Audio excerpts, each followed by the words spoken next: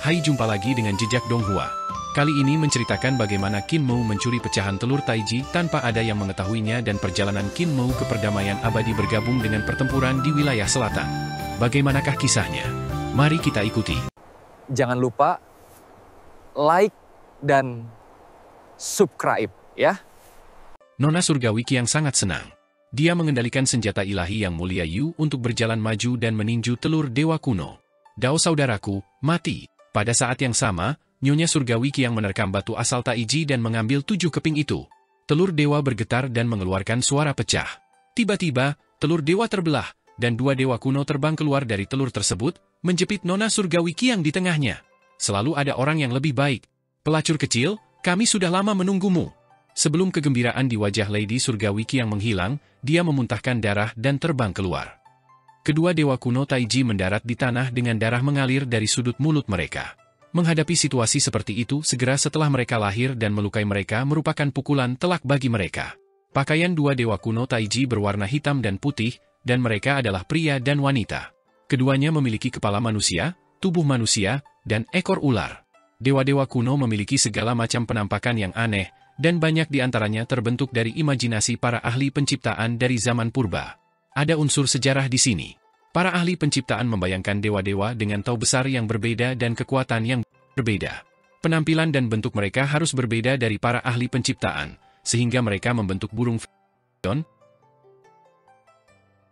kura-kura hitam, naga azur, dan macan putih, serta dewa bintang kuno. Namun, dewa-dewa kuno itu adalah dewa pengorbanan, sedangkan dewa-dewa kuno lainnya dibentuk oleh Dao Agung. Misalnya, Adipati Langit, Penguasa Bumi, Yin Surgawi, Permaisuri Surgawi, dan yang lainnya tampak normal kecuali Penguasa Bumi. Adapun 5 penggarap terhubung, bentuknya sulit untuk dipahami. Taiyi tidak berbentuk, mampu berubah menjadi segalanya. Dia berada dalam kondisi yang tidak terbayangkan. Taishu mempunyai wujud tetapi tidak memiliki tubuh.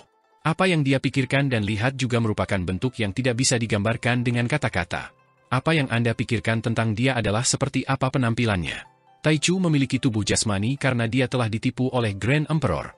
Para ahli penciptaan mengorbankan dia untuk memberinya tubuh jasmani, tetapi itu juga membatasi kekuatan Taichu Dao.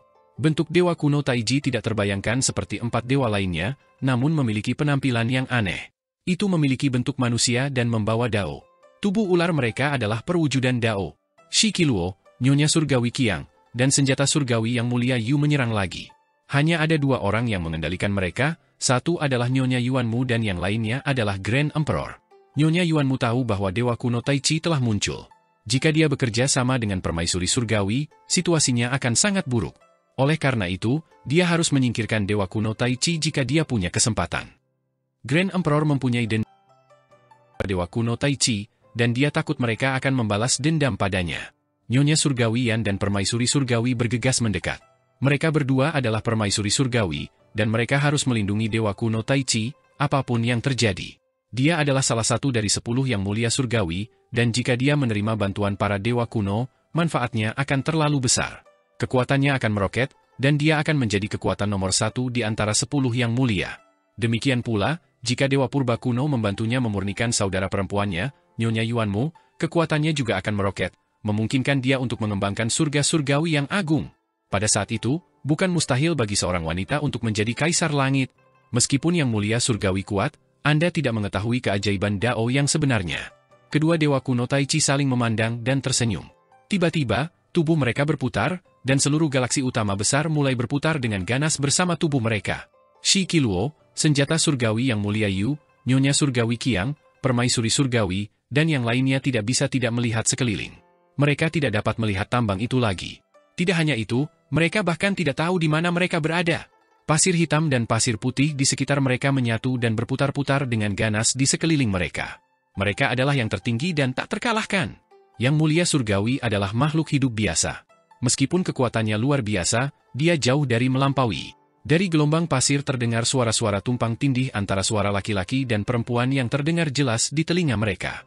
Meskipun kalian bisa memahami Dao Yin dan Yang bukanlah Taiji. Yang disebut Dao Agung Langit dan Bumi hanyalah lahir dari Dao Taiji. Ekspresi Shikiluo dan yang lainnya berubah drastis. Di pasir yang mengamuk, sosok yang sangat tinggi dan mengesankan terlihat samar-samar. Itu adalah Adipati Surga. Alis putih, janggut putih, dan janggut panjang berkibar tertiup angin. Butiran pasir yang tak terhitung jumlahnya membentuk tubuhnya, dan butiran pasir yang tak terhitung jumlahnya menjadi miliaran bintang yang mengelilinginya. Aura dao surgawinya sangat padat, menyebabkan sudut mata ketiga yang mulia surgawi berkedut. Adipati surga yang lengkap, wajah nona surgawi yang menjadi pucat. Adipati surga ini memberinya perasaan bahwa dia tidak kalah dengan adipati surga di Suandu. Dia benar-benar kuat. Dia segera mengambil keputusan untuk mengendalikan senjata surgawi yang mulia Yu. Untuk bergegas menuju adipati surga ini sementara tubuh aslinya segera menerobos udara dan bersembunyi di kehampaan. Adipati surga mengangkat tangannya, dan 49 dao surgawi berubah menjadi 49 harta karun dao surgawi, meledakkannya ke dalam kehampaan. Kekosongan itu bergetar hebat, dan nona surgawi yang terlempar. Pakaiannya acak-acakan, dan dia tampak bingung. Senjata ilahi yang mulia Yu bergegas menuju adipati surga, tetapi pada saat berikutnya, dia dihancurkan oleh tinju besar adipati surga. Kakinya menjadi sakit, dan dia berlutut di tanah, mengangkat tinju adipati surga dengan kedua tangannya. Grand Emperor yang tidak berguna, apakah kamu tidak memiliki keberanian untuk bertarung? Roh primordial Nyonya Yuanmu menyerbu ke dalam senjata dewa yang mulia Yu dan berteriak, kembali ke sini. Roh primordialku, kesadaranmu, tidak dapat melakukan apapun padanya? Serang bersama. Roh primordialnya menyerbu ke dalam tubuh senjata surgawi yang mulia Yu, dan kekuatan sihirnya meledak. Kekuatan sihir roh primordialnya sangat besar, dan kesadaran nona surgawi yang sangat kuat. Bersama-sama, mereka meningkatkan kekuatan senjata surgawi yang mulia Yu hingga ekstrim. Senjata ilahi yang mulia Yu mengaum dengan marah dan berdiri, mengangkat tinju adipati surga. Adipati surga menarik tinjunya dan memukulnya dengan yang lain. Dao surgawi bergemuruh, dan cahaya memenuhi langit, menerangi galaksi yang tak terhitung jumlahnya di langit berbintang. Senjata surgawi yang mulia Yu memang merupakan senjata terkuat yang ditempa oleh surga surgawi. Cahaya ilahi dari surga surgawi muncul dari belakang kepalanya, dan Nyonya Yuanmu dan Nyonya Surgawi yang bekerja sama untuk meningkatkan kekuatan pertempuran senjata ilahi ke surga surgawi agung yang disempurnakan. Pada saat berikutnya, tinju adipati surga meledak dan berubah menjadi butiran pasir yang tak terhitung jumlahnya. Di sisi lain, Shikiluo menyerang dan melambaikan kedua teratai miliknya. Dua teratai reruntuhan akhir mendarat di tangannya, dan dengan satu gerakan, jurang reruntuhan akhir menelan segala sesuatu dan turun menuju adipati surga. Nona surgawi yang membangkitkan kesadarannya dan menyerang jantung alis adipati surga, mengganggu kesadarannya. Dua yang mulia surgawi bekerja sama, dan jurang reruntuhan akhir segera menelan kepala adipati surga. Setengah dari tubuh besar adipati surga langsung tertelan. Jantung Lady Surgawi yang berdebar-debar, dan dia kagum pada jurang reruntuhan akhir. Namun, jurang tersebut tiba-tiba bergetar hebat, dan jurang tersebut bergetar tanpa henti. Tiba-tiba, jurang maut itu terbelah menjadi dua reruntuhan akhir dan dua jurang maut. Nona Surgawi Qiang dan Shikiluo tercengang. Mereka tidak mengharapkan ini. Di jurang lain dari reruntuhan akhir, seorang dewi dengan dua wajah bergegas keluar dengan dua bunga teratai di tangannya. Dengan satu serangan, dia mengirim senjata ilahi yang mulia Yu terbang. Di dalam tubuh senjata ilahi yang mulia Yu, roh primordial Nyonya Yuanmu dan kesadaran Nyonya Surgawi Qiang hampir ditarik keluar dari tubuh mereka. Keduanya kaget. Dewi dengan dua wajah mengendalikan kekuatan hidup dan mati, dan dia sangat kuat. Dia menjatuhkan senjata surgawi yang mulia Yu dan menghancurkan Shikiluo ke tanah. Teratai itu bergetar, dan kelopak bunga yang tak terhitung jumlahnya terbang keluar, mengelilingi Nona Surgawi Qiang dan mencoba untuk memurnikan dan menelannya. Jalur kesadaranku berasal dari Dao awal mutlak. Kamu tidak bisa menahanku. Nona Surgawi Qiang menjerit dan mencoba yang terbaik untuk mematikan lapisan kelopak bunga. Pada saat yang sama, senjata ilahi yang mulia Yu melesat seperti banteng dan menabrak sang dewi, membuatnya terbang. Seni dewa yang tak terhitung jumlahnya membombardirnya, menyebabkan dia jatuh ke dalam jurang reruntuhan akhir. Nona Surgawi Qiang membangkitkan kesadarannya untuk menyerang reruntuhan akhir. Pada saat yang sama, Shikiluo terbang dan memasukkan kedua teratai itu ke tangan senjata ilahi yang mulia Yu. Senjata ilahi yang mulia Yu menghancurkan jurang reruntuhan akhir menjadi berkeping-keping. Permaisuri Surgawi dan Nyonya Surgawi yang bergegas mendekat dan berhenti ketika mereka melihat mereka. Mereka tidak menyerang Nona Surgawi Qiang dan Shikiluo. Dia juga ingin melihat betapa kuatnya Dewa Kuno Taiji. Jurang reruntuhan akhir meledak berkeping-keping, berubah menjadi pasir beterbangan yang memenuhi langit. Dari dalam pasir yang beterbangan, tiba-tiba terdengar suara gemuruh seperti banteng atau harimau, dan dua tanduk tajam dengan 9 tikungan dan 18 tikungan menusuk dari pasir yang beterbangan. Ada sungai lava besar yang mengalir di sekitar kedua tanduk, mengalir dari ujung tanduk hingga kepala hitam. Kepala besar itu perlahan naik lebih tinggi. Nona Surgawi Qiang dan Shikiluo melihat pemandangan itu dengan bingung. Tatapan mereka mengikuti kepala, dan secara bertahap, mereka melihat penguasa bumi yang mengendalikan 64 jalur Youdu, memegang cambuk panjang. Cambuk panjang itu menyerang ke arah mereka, membuat senjata dewa yang mulia Yu terbang. Senjata ilahi yang mulia Yu berputar seperti gasing dan terbang ke kejauhan. Shi Qiluo menjerit nyaring. Roh primordial Nyonya Yuanmu ada di dalam tubuh senjata surgawi yang mulia Yu, dan ketika ditangkap oleh cambuk sungai Nether, jiwanya langsung mengalami penyiksaan yang tak terbayangkan. Sungguh menyayat hati, dan rasa sakitnya tak terbayangkan. Cambuk ini hampir mencabik-cabik roh primordialnya, dan dia buru-buru melarikan diri dari tubuh senjata surgawi yang mulia Yu. Roh primordial Nyonya Yuanmu dikelilingi oleh nyala api iblis yang sulit dipadamkan. Wanita surgawi Qiang mengendalikan senjata surgawi yang mulia Yu dan menggunakan seni surgawi Dao surgawi untuk melawan Dao besar Youdu, memadamkan api primordialnya. Roh primordial Nyonya Yuanmu terbang ke dalam tubuh senjata ilahi yang mulia Yu, takut pada penguasa bumi.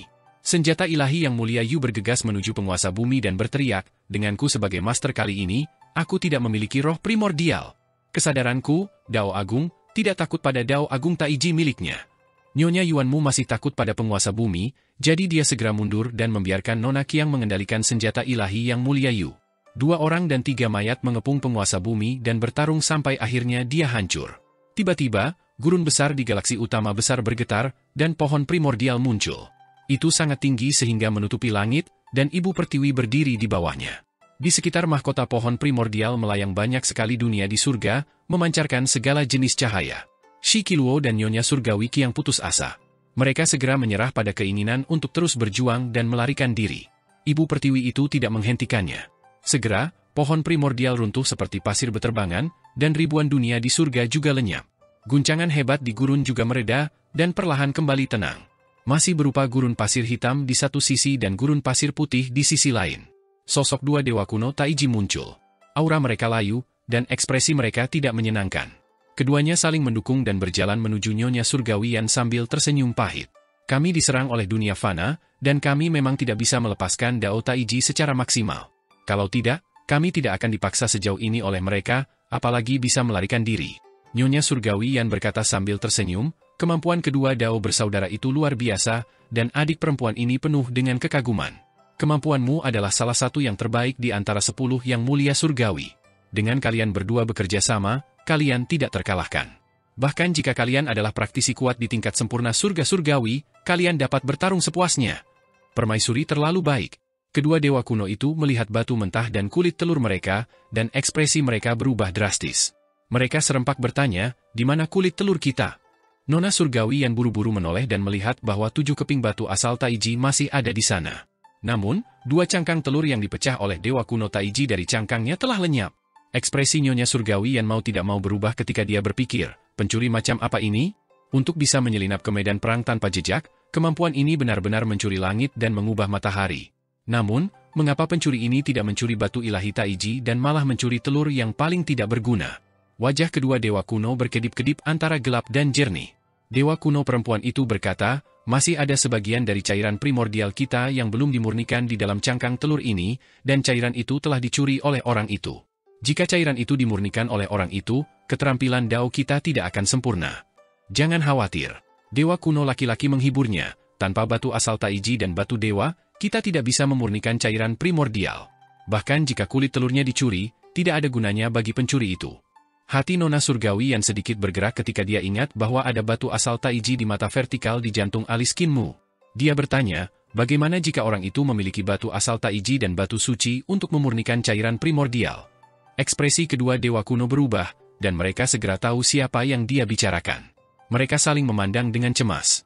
Namun, apakah orang itu benar-benar memiliki kemampuan untuk mencuri kulit telurnya di bawah matanya? Tidak ada ahli di dekat sini, dan satu-satunya ahli yang bisa dipanggil adalah dia.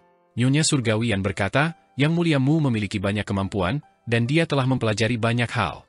Dia mungkin punya cara untuk bersembunyi di sini dan mencuri kulit telurmu. Namun, mengapa dia tidak mencuri batu asal primordium agung juga?" Dewa kuno laki-laki merenung sejenak dan berkata, baginya, tidak ada banyak perbedaan antara 1 batu asal Taiji dan 8 buah. Dia tidak tahu kegunaan batu asal, jadi jika dia mendapatkan potongan lainnya, dia akan menjadi musuh kita sepenuhnya, jadi dia masih meninggalkan sedikit muka. Dewa kuno perempuan itu mengerutkan kening dan berkata, "Meskipun kami menduga itu dia, kami tidak memiliki bukti nyata. Saya khawatir kami tidak bisa membuatnya menyerahkan cangkang telurnya." Cangkang telurnya kecil, tapi cairan primordial dalam cangkang telur adalah yang paling penting. Jika dimurnikan dan ditelan olehnya, dewa kuno laki-laki menggelengkan kepalanya dan berkata, jika dia masih peduli untuk memberinya beberapa petunjuk untuk pergi ke kayu hitam besar, dia akan mengembalikan cairan primordial, jadi tidak perlu khawatir. Dia tidak mengambil batu asal karena dia ingin memberi kita sedikit wajah dan tidak sepenuhnya menyinggung perasaan kita. Dewi, ayo pergi ke wilayahmu dan tunggu beberapa hari untuk melihat apakah dia akan mengembalikannya. Nona surgawi Yan menggelengkan kepalanya dan mencibir. Bagaimana pencuri itu bisa dikirim kembali? Dia mungkin sedang meminum cairan primordial sekarang. Dia mengangkat kepalanya untuk melihat jurang reruntuhan akhir. Tanpa dukungan kekuatan sihir Dewa Kuno Taiji, jurang reruntuhan akhir dengan cepat terbang ke kejauhan, dan lapisan ruang meluas. Jurang ini dengan cepat kembali ke dunia aslinya. Nona surgawi yang menyimpan tubuh jasmani permaisuri surgawi, dan mereka bertiga pergi. Kali ini, meskipun Nyonya surgawi yang dipermalukan oleh Qin Mu dan disergap oleh Nyonya surgawi Qiang dan Si Qiluo, dia bahagia. Dia mau tidak mau menerima bantuan dari Dewa Kuno Taiji dan membentuk aliansi dengannya. Dia bahkan melihat harapan yang tak terkalahkan darinya. Ketika Dewa Kuno Taiji berubah menjadi Dewi Reruntuhan Akhir, kekuatan pertempuran yang dia tunjukkan sungguh menakjubkan. Pada saat yang sama, dia memiliki kekuatan permaisuri surgawi dan Nyonya Yuanmu, mengendalikan kekuatan hidup dan mati tanpa kekurangan apapun. Keberadaan yang begitu sempurna tidak kalah dengan Adipati Surga dan Penguasa Bumi. Selain itu, Dewa Taiji kuno jelas memiliki kemampuan untuk menggabungkan Dao Agung Permaisuri Surga dan Dao Agung Nyonya Yuanmu.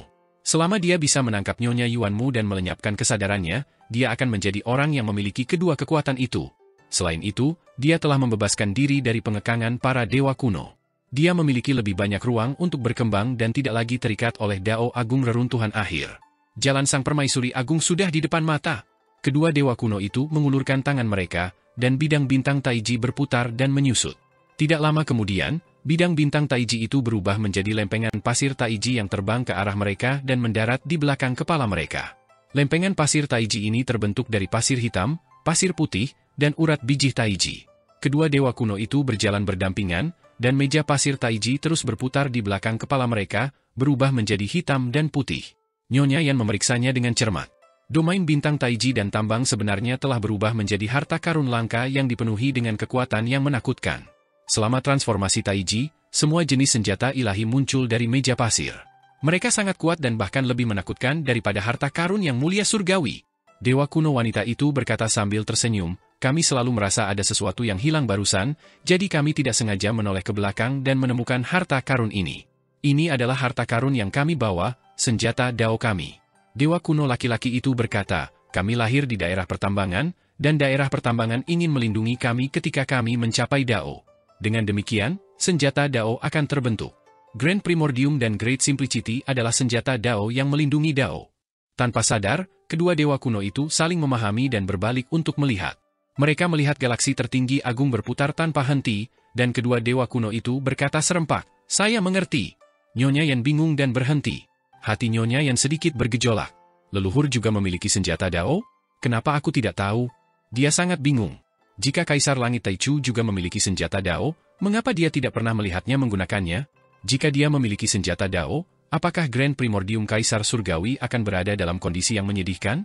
Para dewa kuno Taiji tidak tahu mengapa, tetapi senjata Dao adalah harta tertinggi yang dibentuk oleh Dao Agung. Kekuatannya sangat besar, dan hanya di tangan mereka harta karun seperti itu dapat digunakan secara maksimal. Dewa kuno wanita itu berkata, saudara Dao Taichu dikorbankan oleh anggota keluarga Grand Emperor, jadi dia lahir lebih awal. Mungkinkah senjata Dao miliknya jatuh ke tangan Grand Emperor? Nyonya yang tercengang. Dia tidak pernah mengeluarkan senjata Dao Grand Primordium ini dan menyembunyikannya dengan sangat baik. Ini pasti kartu truf terakhir Grand Emperor.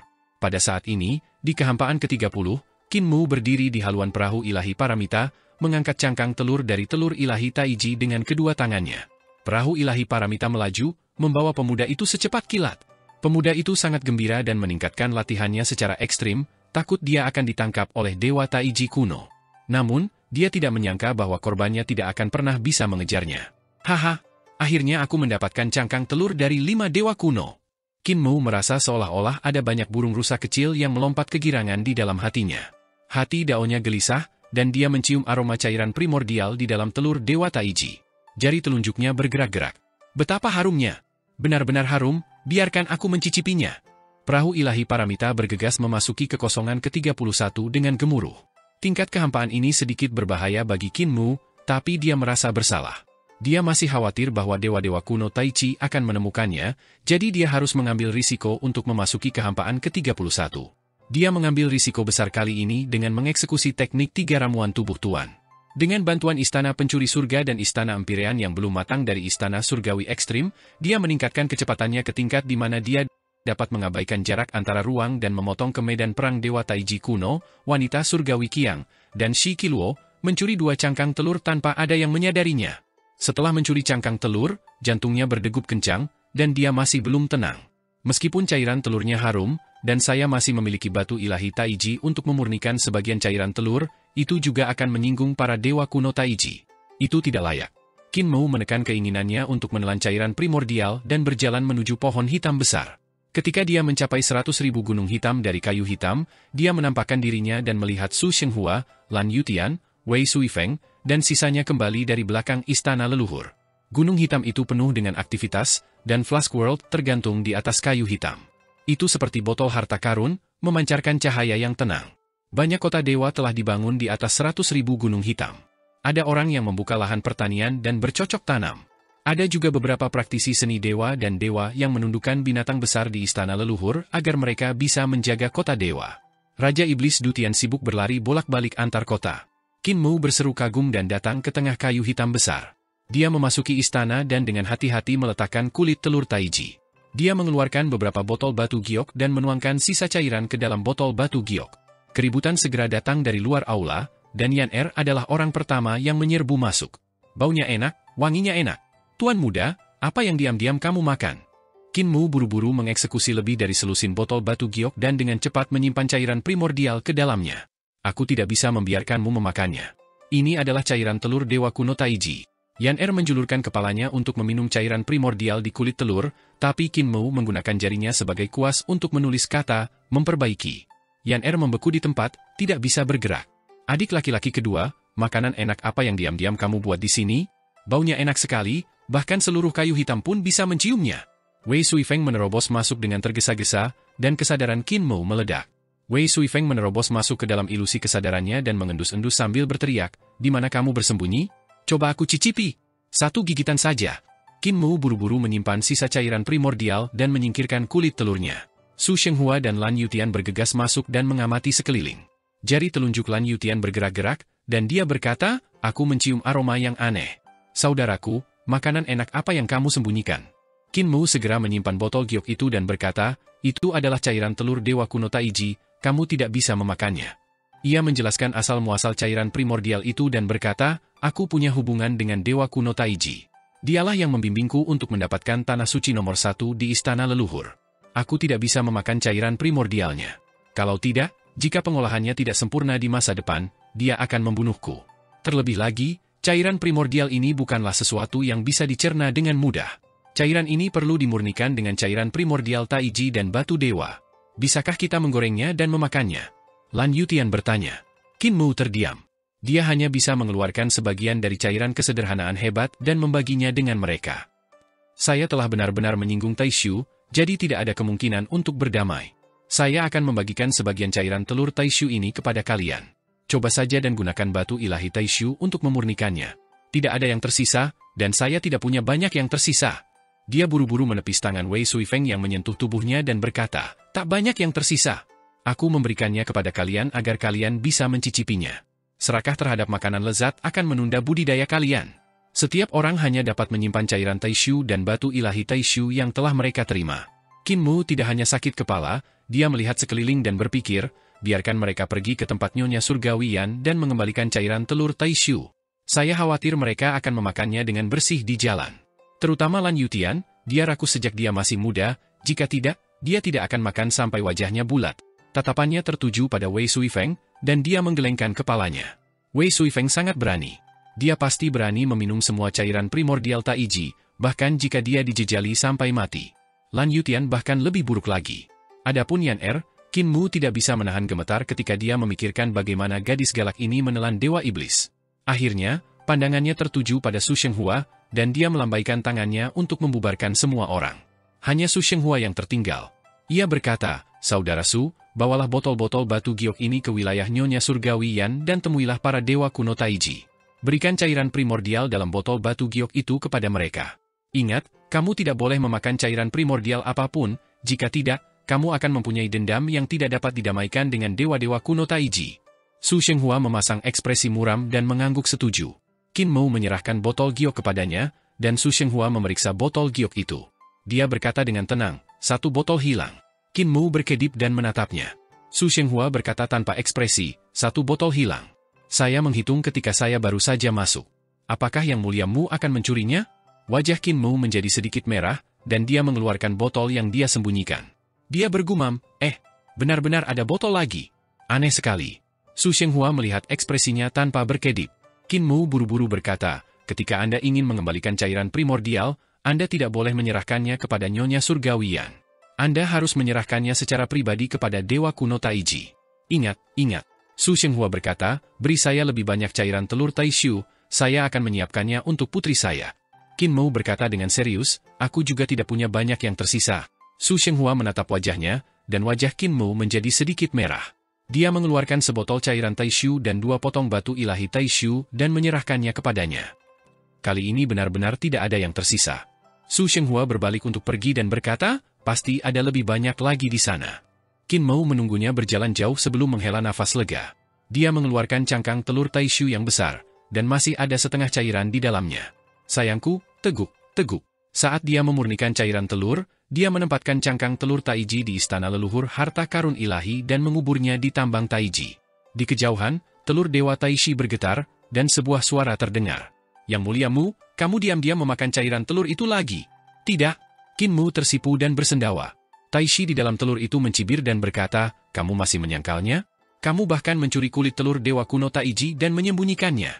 Qin Mu menutup telinga padanya dan buru-buru meninggalkan harta ilahi, berpikir dalam hati, aturan reruntuhan besar, mencuri tidak dianggap mencur.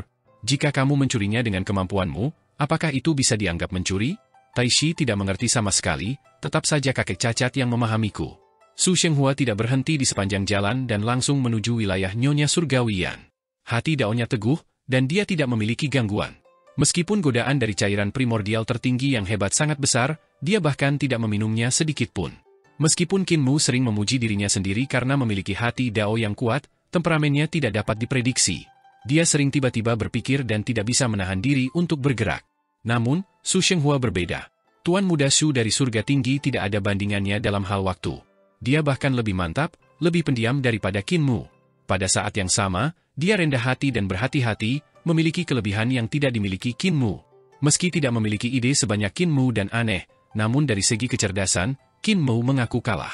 Namun, kesuksesan dan kekalahan sama saja. Justru karena dia terlalu tenang, pendiam, dan rendah hati, dia sangat kekurangan dalam merintis. Namun, itu terjadi dalam situasi di mana dia tidak mempunyai lawan.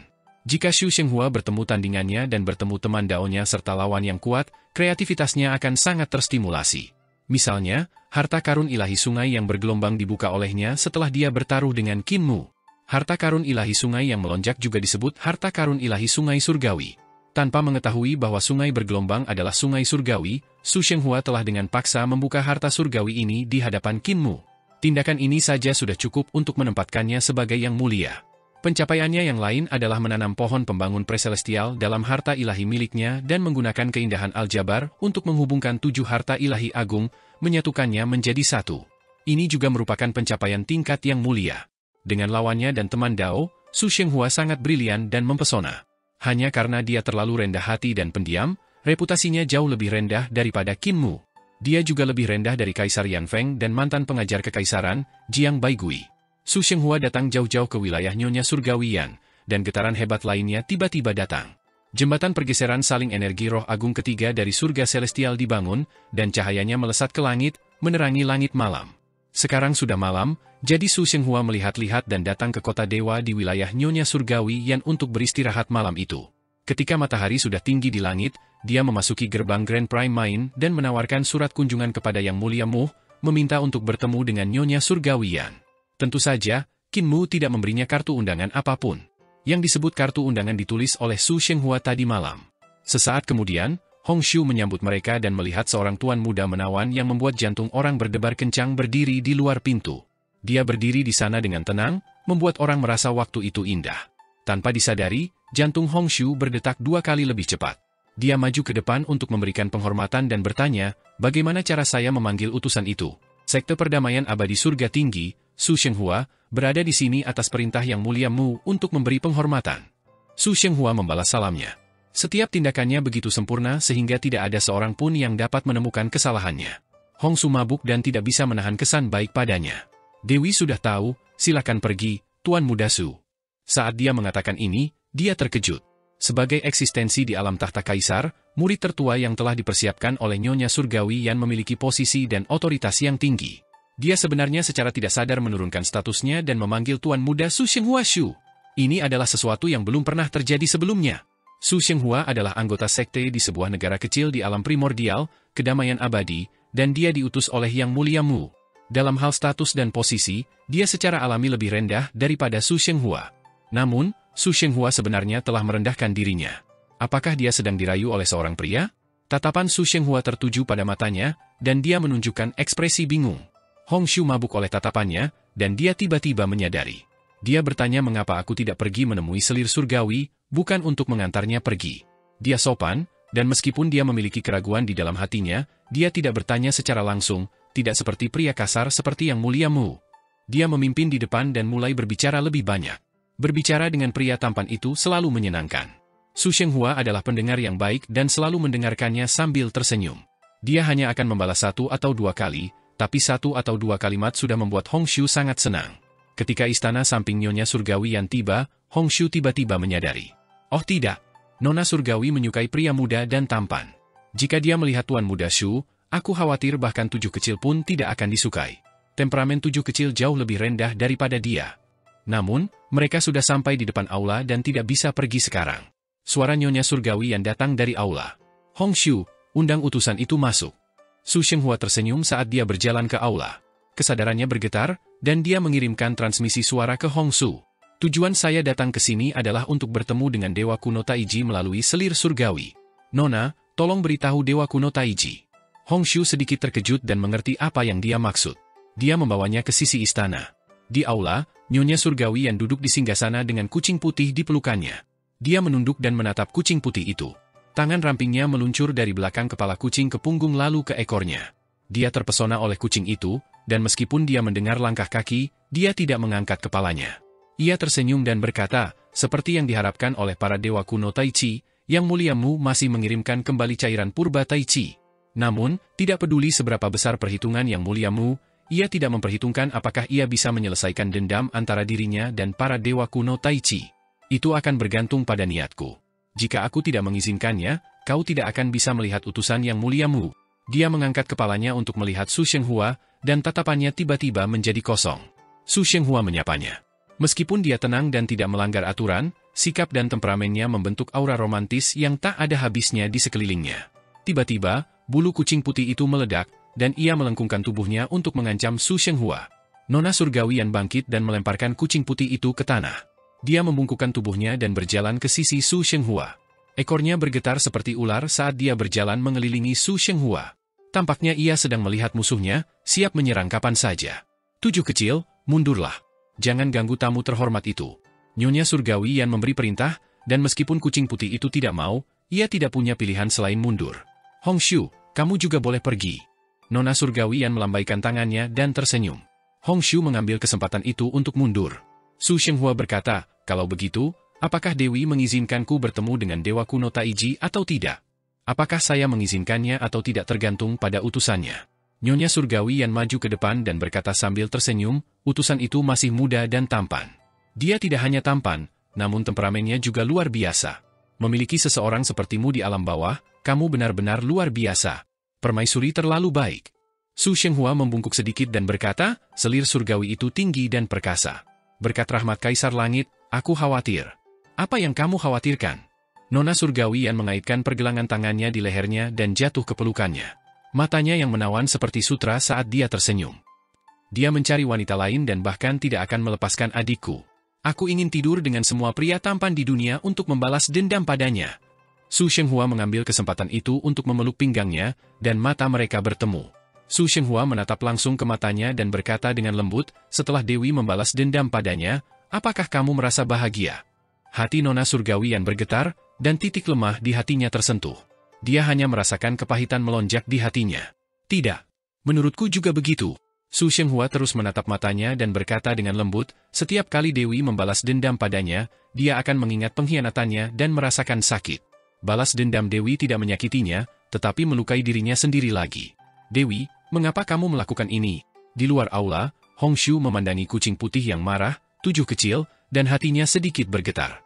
Dia segera memanggilnya kembali dan berpikir, jika saya pergi dan melaporkan hal ini kepada Dewa Kuno Taiji, saya pasti akan diselidiki oleh Dewi. Meskipun aku dan Sang Dewi adalah tuan dan murid, kami sebenarnya adalah tuan dan budak. Tidak mudah bagiku untuk naik ke posisiku saat ini, jadi wajar saja jika orang lain mengambil risiko ini. Dia menjelaskan pada Siaki. Tujuh kecil, si kucing putih, merasa gembira. Dia berdiri dan menangkupkan tangannya ke Hongshu. Terima kasih atas saranmu, kakak senior. Orang ini, yang muliamu, telah menyakitiku. Dia mengirimkan seorang pemuda cantik untuk merebut takdirku dan berbagi kebaikan dengan permaisuri. Aku pasti tidak bisa membiarkan dia berhasil. Setelah mengatakan itu, dia bergegas pergi. Tidak lama kemudian, kedua Dewa Kuno Taiji berkumpul. Dewa kuno perempuan itu berkata, Permaisuri Langit menghentikan Yang Muliamu untuk menemui kita. Dia pasti punya motif. Tidak perlu bicara lebih banyak. Anda akan tahu kapan Anda melihat utusan itu. Keduanya datang ke depan istana samping, dan Hongshu buru-buru menghentikan mereka. Senior, izinkan junior ini pergi dan melapor. Bagaimana dia bisa melawan dua dewa kuno? Mereka berjalan melewatinya dan memblokir Hongshu.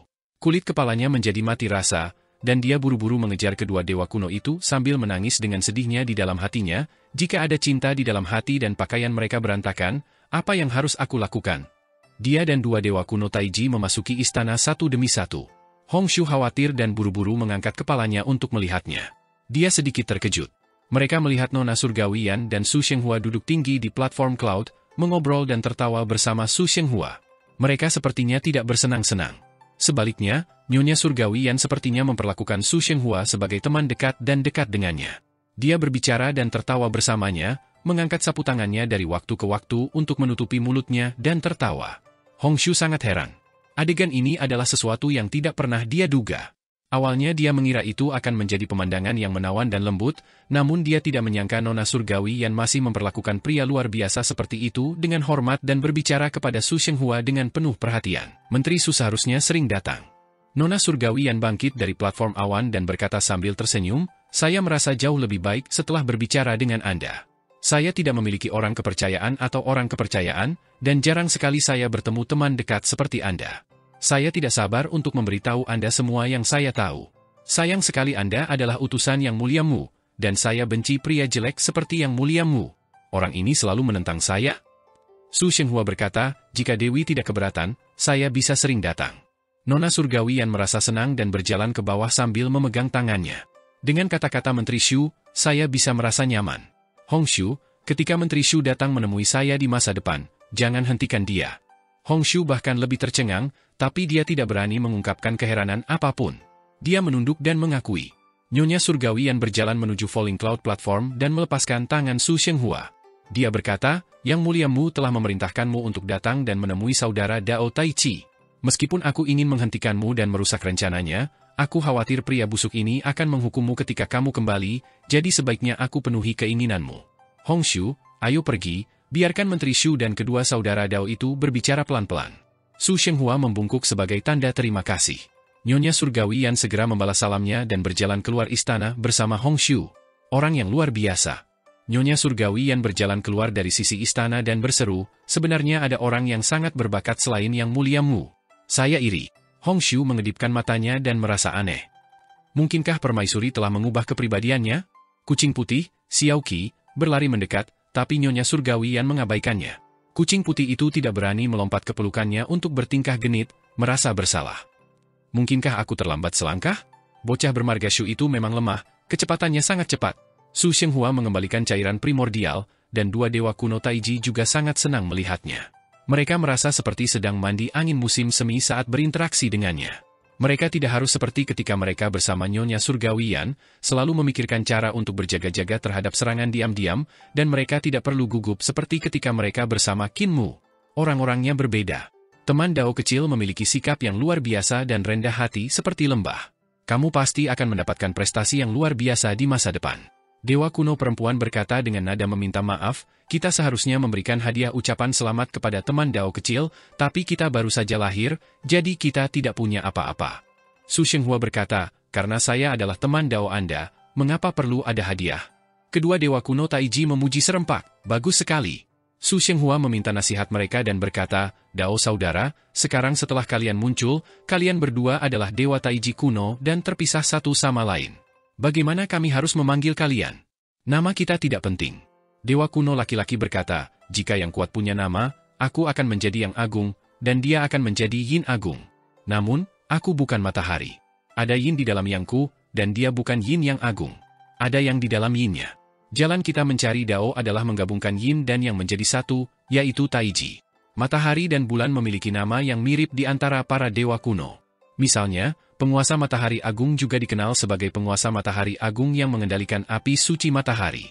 Ada juga dewa bulan kuno yang disebut penguasa bulan agung yang mengendalikan air ilahi bulan. Namun, perasaan yang diberikan dewa kuno Taiji kepada Su Shenghua memang berbeda dari kedua dewa kuno tersebut. Ada yin di dalam yang, dan ada yang di dalam yin, yang mengandung kebenaran yang sangat mendalam. Yin dan yang menyatu menjadi satu, namun juga mendalam dan misterius. Su Shenghua telah memahami sesuatu dan meminta nasihat mereka. Dua dewa kuno, Yin Agung dan Yang Agung, menceritakan semua yang mereka ketahui, yang memungkinkan dia memperoleh manfaat besar. Su Shenghua juga sering mengajukan pertanyaan kepada orang-orang yang tidak mereka pahami di tambang, sehingga kedua dewa kuno mendapat manfaat besar. Lebih dari 10 hari kemudian, Wei Suifeng datang menemui Su Shenghua di bawah perintah Yang Mulia Mu, ingin bertemu dengan Nyonya Surgawi Yan. Nyonya Surgawi Yan menghindarinya dan memerintahkan Hong Xiu untuk menerimanya.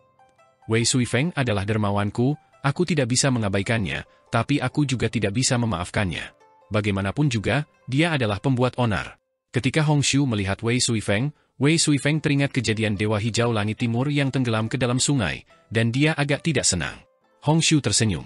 Suamiku sangat memuji Kaisar Awan tak berujung. Bukan itu yang dia katakan saat aku ditenggelamkan olehnya. Wei Suifeng mendengus dan berkata dengan acuh tak acuh, di mana Su Shenghua? Yang Mulia Mu melihat bahwa dia belum kembali dan mengkhawatirkan keselamatannya, jadi dia memerintahkan saya untuk menemukannya. Kemampuan Hong Xiu tidak kalah dengan miliknya, dan melihat dia begitu mencolok, dia juga tidak senang.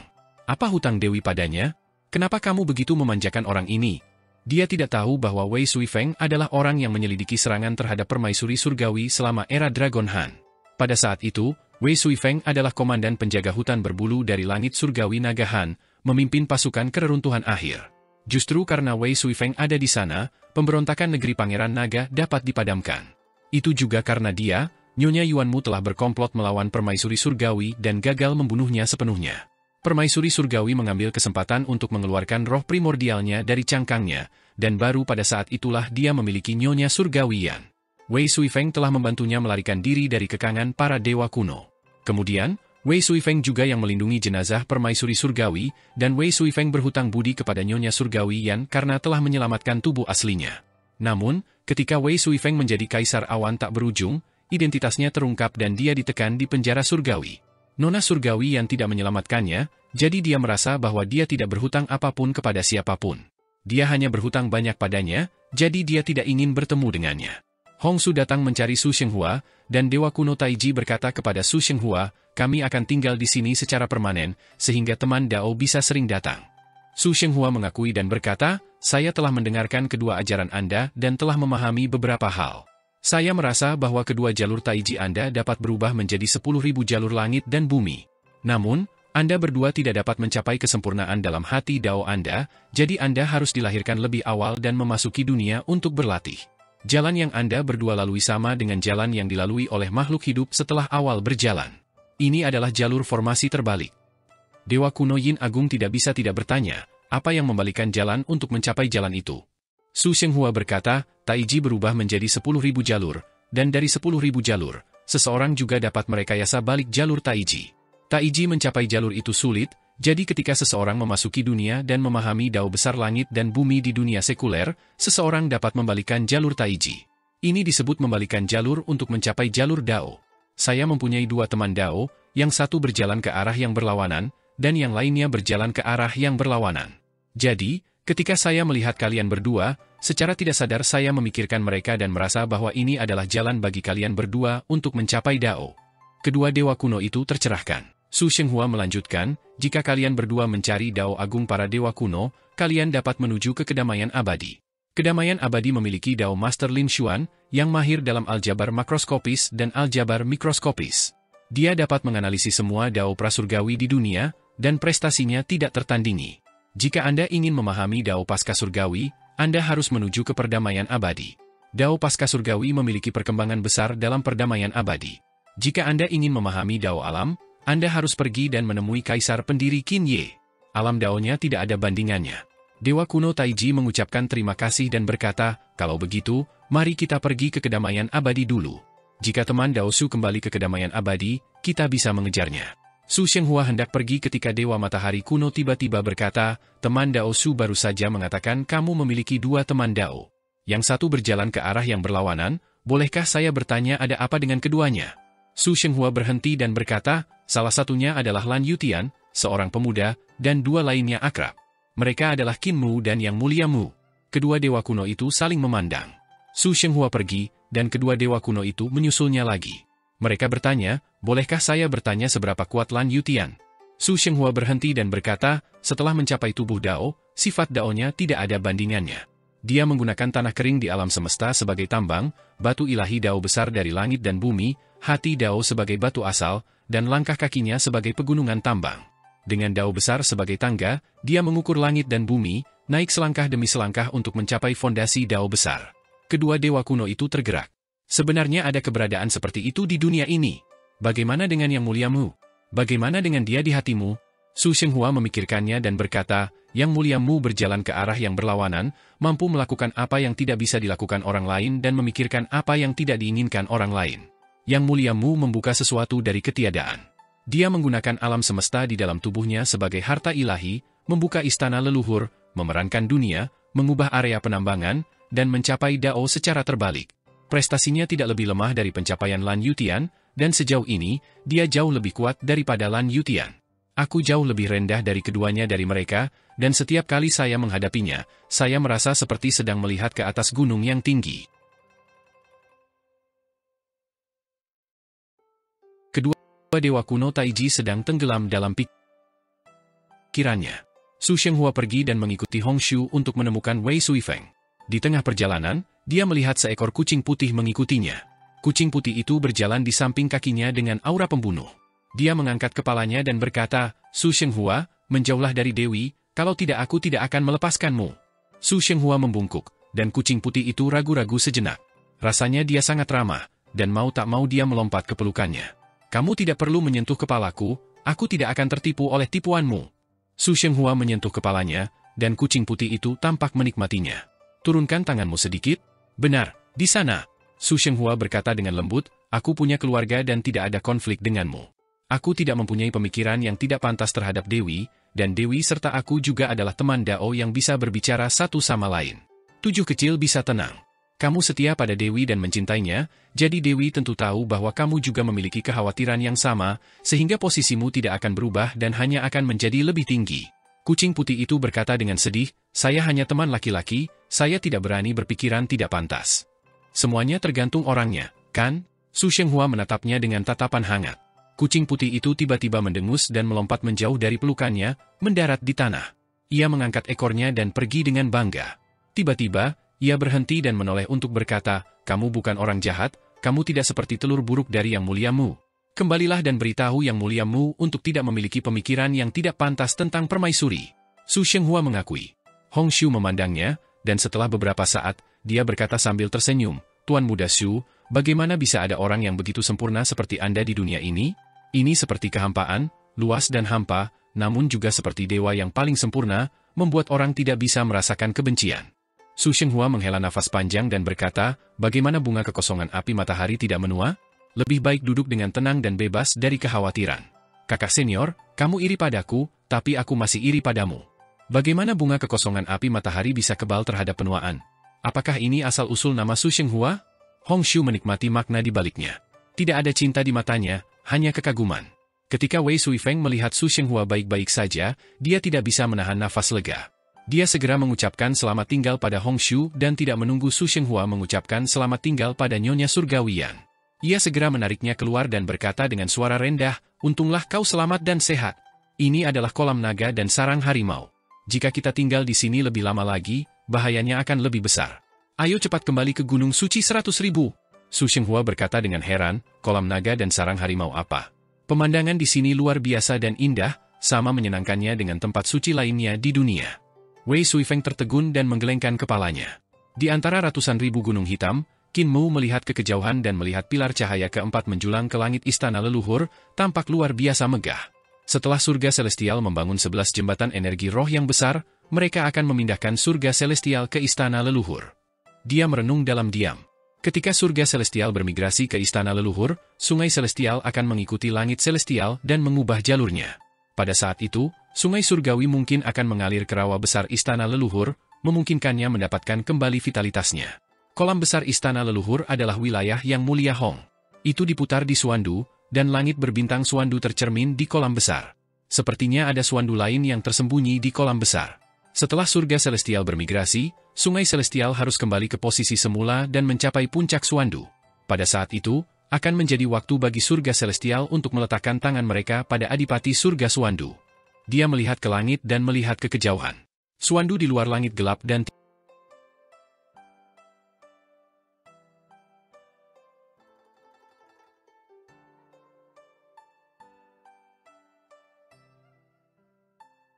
dan Wei Suifeng di kejauhan. Aku harus mencapai tahap eksekusi dewa di kolam giok dalam waktu 3 tahun. Hanya dengan mengalami baptisan tahap eksekusi dewa di kolam giok, saya dapat meningkat lebih jauh. Wilayah nona surgawi yang muncul di matanya, dan kekuatan mengerikan dari tahap eksekusi dewa membuatnya bergidik. Tahap eksekusi dewa itu juga sangat berbahaya baginya. Hidupnya dalam bahaya, tapi apapun yang terjadi, dia harus pergi. Meskipun Adipati Surga sering bertindak sendiri, meskipun Adipati Surga tidak pernah meminta pendapatnya, meskipun Adipati Surga lah yang mencari kematian, dia tetap harus melakukan sesuatu untuk Adipati Surga. Meski itu berarti mempertaruhkan nyawanya. Dalam 3 tahun ini, tubuh jasmani dan roh primordialnya harus cukup kuat untuk melangkah ke tahap eksekusi dewa dan memahami semua keajaiban tahap eksekusi dewa. Dia harus mendaki tanah yang tak menyenangkan ini dan memahami alasan di dalamnya. Dia harus memiliki kemampuan untuk menemukan peluang bertahan hidup bagi Adipati Surga. Su Shenghua berjalan mendekat, dan Qin Mu mengungkapkan. Qin Mu kemudian memimpin banyak cendekiawan perdamaian abadi ke tempat Raja Iblis Dutian untuk membangun kota dewa. Ia bahkan pergi ke lahan pertanian untuk mengolah tanah dan mengarahkan aliran air untuk bekerja bersama masyarakat. Ketika jembatan pergeseran saling energi roh agung yang kelima dari langit celestial selesai dibangun dan semua orang menatap pilar cahaya yang indah di langit, Qin Mu diam-diam pergi. Dia kembali ke kedamaian abadi untuk bertemu Jagal. Jagal saat ini sedang bermain-main dengan cendekiawan terkenal perdamaian abadi. Mereka menaiki perahu wisata dan berjalan-jalan di sungai emas di makam sungai, menabuh genderang dan menyanyikan lagu. Mereka minum anggur dan menikmati pesta pora. Di atas kapal pesiar juga terdapat beberapa wanita dari Flowery Willow Alley, ada yang berdandan tebal, ada yang kosmetik tipis, ada yang menyanyi dan menari, ada yang dengan nada sitar, ada yang dengan pipa dan bambu, dipadukan dengan kendang, sehingga sangat berisik. Kakek Jagal, aku ingin menghadapi pisau dewa paling ganas dalam sejarah. Qin Mu mendarat di kapal pesiar dan berkata, tempat di mana Ki yang sangat buruk berkumpul di dunia, tempat di mana Ki yang tidak menyenangkan dari istana leluhur berada pada titik terkuatnya, terkondensasi menjadi 2 pisau ilahi yang sangat buruk yang dapat membunuh praktisi kuat di tahta kaisar. Jagal meliriknya dan meletakkan palunya. Di sampingnya, seorang wanita membawakan kemeja untuk menutupi dirinya. Jagal bertelanjang dada dan saat ini sedang mengenakan pakaiannya. Oleh karena itu, dia mengulurkan tangannya untuk mengumpulkannya sebelum meliriknya. Pisau ilahi dari makhluk tak menyenangkan nomor 1 di dunia? Benda paling ganas di dunia bukanlah pisau ilahi yang dibentuk oleh langit dan bumi, melainkan hati manusia. Bagaimana keterampilan pisaumu tahun ini? Qin Mu baru saja berbicara dengan rendah hati ketika Jagal memukul kepalanya. Dia hanya bisa berkata, saya memasuki jalan itu dengan pisau terakhir kali dan memahami gerakan untuk mengetuk gerbang surgawi selatan. Setelah itu, tidak ada aktivitas lagi. Jagal meliriknya dengan dingin, dan Qin Mu langsung menjadi lebih pendek seolah-olah dia telah disayat. Jalur pisaumu tidak maju, jadi jalur pedangmu juga tidak maju, kan? Jagal mencibir, jalan pengobatan, jalan melukis, jalan Buddha, jalan pembentukan, jalan pencurian, dan jalan penempaan semuanya gagal maju, bukan? Qin Mu sangat kagum, dan dia memuji, mata tajam kakek Jagal tak tertandingi. Kamu bisa melihat kesulitanku hanya dengan sekali pandang. Jagal berpura-pura memukulnya, tapi Qin Mu segera berkata, namun, saya telah memahami 26 surga dalam seni ilahi saya. Kamu memahaminya dari Dao of Chuanate, kan? Jagal menahan keinginan untuk menghajarnya dan berkata, jalan prasurgawi memiliki banyak sekali elit yang mengerjakannya dari zaman kuno hingga sekarang. 10 yang mulia surgawi dan sekte Dao semuanya dengan rajin meneliti jalur prasurgawi dan menganalisis Dao agung para dewa kuno. Selama Anda mempelajarinya, Anda dapat menggunakannya. Setelah Anda menguasainya, Anda dapat memasuki jalannya. Bahkan di istana leluhur, Anda dapat memahami banyak seni, jalur, dan keterampilan ilahi. Namun, mengapa belumkah kamu memahami lebih dalam tentang jalur pisau, pedang, dan lukisan? Qin Mu merenung sejenak dan berkata, karena jalur pisau dan jalur pedang semuanya pasca surgawi. Mereka perlu menciptakan sesuatu dari ketiadaan. Mereka perlu memahami dan memilahnya sendiri. Inilah alasan mengapa meskipun kamu memahami Dao agung para dewa kuno, kamu tidak akan bisa meningkatkan lukisan pedangmu. Jagal berkata, Muer, kamu sudah terlalu lama meninggalkan dunia sekuler. Jalan pasca langit berasal dari dunia sekuler. Sejak kamu pergi ke surga celestial, kamu telah menghadapi dewa-dewa agung di istana kekaisaran. Di bawah istana kekaisaran, kamu telah menghadapi para dewa surga, dan 10 yang mulia surgawi bersekongkol melawanmu.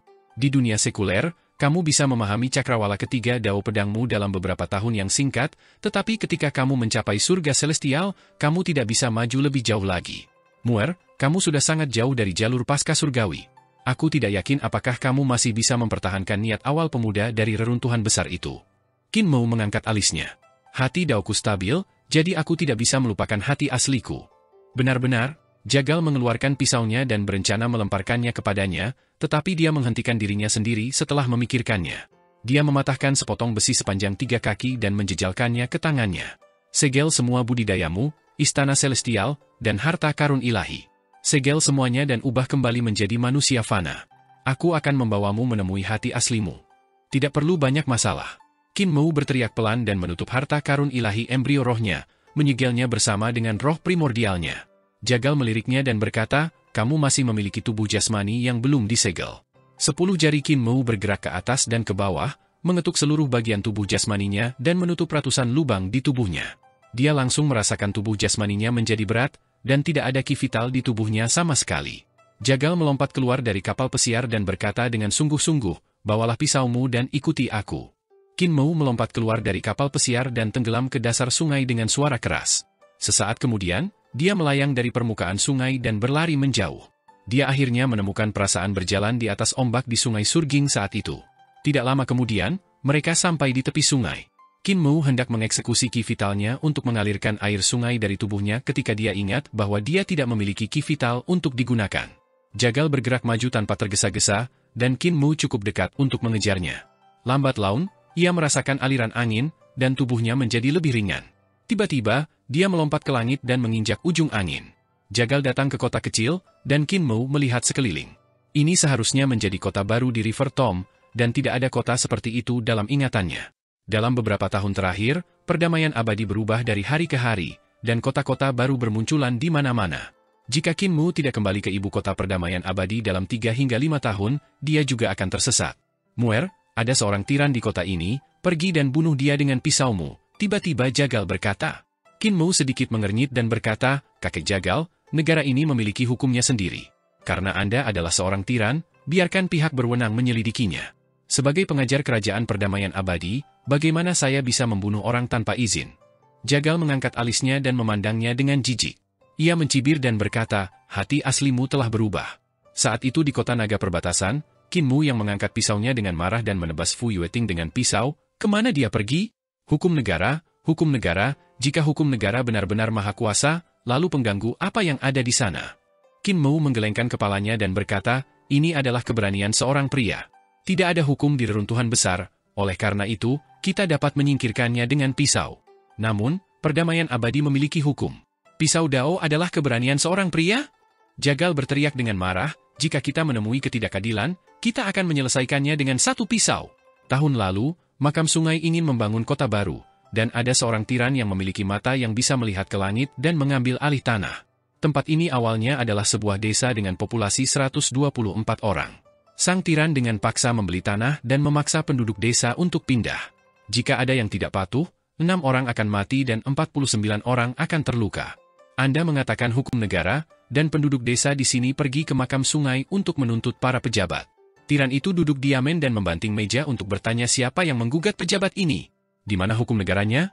Penduduk desa yang menggugatnya juga dieksekusi. Di mana hukum negaramu tidak bisa mengurus tempat ini? Qin Mo mengerutkan kening dan bertanya, pejabat Makam Sungai, mengapa Anda membiarkan para pengganggu menimbulkan masalah? Yang Mulia Mu, kamu terlalu dekat dengan langit dan terlalu jauh dari tanah. Kamu sudah kehilangan niat awalmu. Jagal mencibir dan berkata, darahmu menjadi dingin, dan pisaumu menjadi tumpul.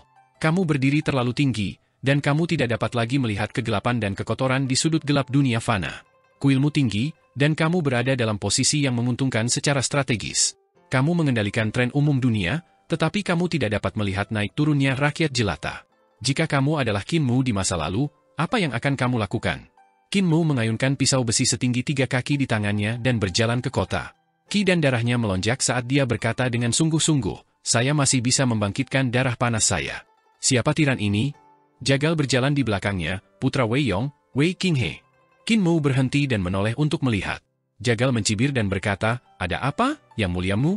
Apakah putra Wei Yong membuatmu berhenti? Pisaumu sudah berkarat dan kamu tidak berbeda dengan 10 Yang Mulia Surgawi. Kamu melayang di langit sepanjang tahun dan tidak bersentuhan dengan ki bumi atau dunia fana. Kamu membosankan. Kamu tidak layak lagi menggunakan pisaumu. Enyahlah, kembalilah ke surga celestialmu dan jadilah Yang Mulia Surgawi. Darah Qin Mo mendidih, dan niat membunuhnya melonjak ke langit. Dengan pisau besi setinggi 3 kaki di tangannya, dia berjalan menuju kota yang ramai dengan langkah besar. Wei Qinghe yang mana? Dia menghentikan seseorang dan bertanya. Kamu bahkan tidak mengenal Wei Qinghe. Orang itu berkata sambil tersenyum, itu adalah Yang Mulia Wei dari kota baru Makam Sungai, kakek Agung Wei. Silakan, pemuda berjubah merah yang sedang mendengarkan lagu QR di platform Canary. Qin Mo berjalan ke depan, dan telinganya bisa mendengar musik yang menyenangkan. Dia melihat ada penyanyi wanita yang membuat lagu di paviliun giok Istana Kiong. Penari perempuan sedang menari, dan pemusik perempuan sedang memainkan bambu sutera. Qin Mo mengangkat kepalanya untuk melihat, dan di platform tinggi, ada seorang pria mengenakan jubah merah besar. Dia memeluk orang-orang di kiri dan kanannya, dan ada banyak praktisi seni dewa yang bermain-main dengannya. Tawa mereka mengguncang langit. Qin Mo berjalan maju dan menaiki tangga. Ada praktisi seni dewa yang menghentikannya untuk menaiki tangga. Dia berkata, kakek buyut sedang mendengarkan musik di lantai atas dan telah menyelesaikan Sparrow Seizing Platform. Silakan kembali. Qin Mo mencondongkan tubuh ke depan, dan otot-otot di bahunya bergerak. Dengan suara gemuruh yang keras, praktisi seni dewa itu terbang mundur dan menciptakan lubang besar di arena. Teriakan datang dari atas, dan banyak praktisi seni dewa menundukkan kepala. Qin Mo menjentikan jarinya berulang kali, dan para praktisi seni surgawi dikirim terbang oleh angin jarinya, menghantam gedung. Qin Mo menaiki tangga, dan dia tiba-tiba mendengar suara pedang. Dia dengan santai mengetuk pelat logam, dan pedang terbang dari praktisi seni dewa itu sangat tajam. Yang ada di tangannya hanyalah pelat logam yang terbuat dari besi biasa, namun saat dia mengetuknya, pedang terbang itu langsung meledak, namun pelat logam tersebut tetap tidak terluka. Dia tidak menggunakan kultivasi apapun dan hanya menggunakan teknik yang paling sederhana. Teknik, Dharma, Dao. Ketiganya adalah langkah-langkah yang harus dipelajari dan ditingkatkan oleh para praktisi seni dewa. Mereka harus terlebih dahulu belajar, mempelajari keterampilan pedang, teknik Dao, keterampilan pisau, keterampilan formasi, keterampilan medis, dan terakhir mempelajari teknik pamungkas, keterampilan pedang, keterampilan Dao, keterampilan pisau, keterampilan formasi, dan keterampilan medis. Hanya dengan menguasai teknik ini seseorang dapat memahami Dao. Dao tidak bisa dipelajari, hanya bisa dipahami. Qin Mo telah menggunakan keterampilan pisau paling sederhana yang diajarkan oleh desa Daksu, tetapi apa yang dilakukan pihak lain adalah keterampilan pedang yang sangat indah. Itu adalah keterampilan pedang klasik yang diturunkan dari perdamaian abadi, dan bahkan ada bayangan dari beberapa keterampilan pedang yang didirikan oleh Jiang Baigui dan Qin Mo. Namun, Qin Mo sudah mencapai tahap di mana dia tidak bisa melakukan trik apapun. Meskipun itu adalah keterampilan pisau yang paling sederhana, sangatlah mudah untuk mematahkan keterampilan pedang rumit lawan. Dia naik ke puncak menara, dan lusinan lampu pedang menyerangnya. Orang-orang yang bersama Wei Qinghe bangkit dan memarahinya tanpa henti.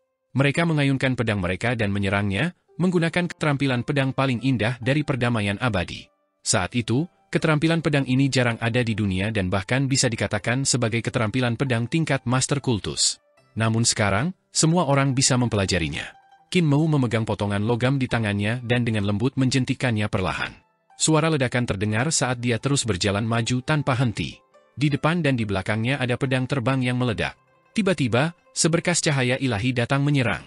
Wei Qinghe berjubah merah tiba-tiba mengeksekusi pedang ilahi dan mengarahkannya ke wajah Qin Mu. Qin Mu mengangkat potongan logam itu dan menebasnya melawan angin. Ding, suara tajam terdengar. Wei Qinghe memperlihatkan ekspresi gembira dan melompat untuk berteriak, "Dasar petani rendahan, beraninya kamu mencoba membunuhku. Kamu bahkan tidak tahu siapa ayahku.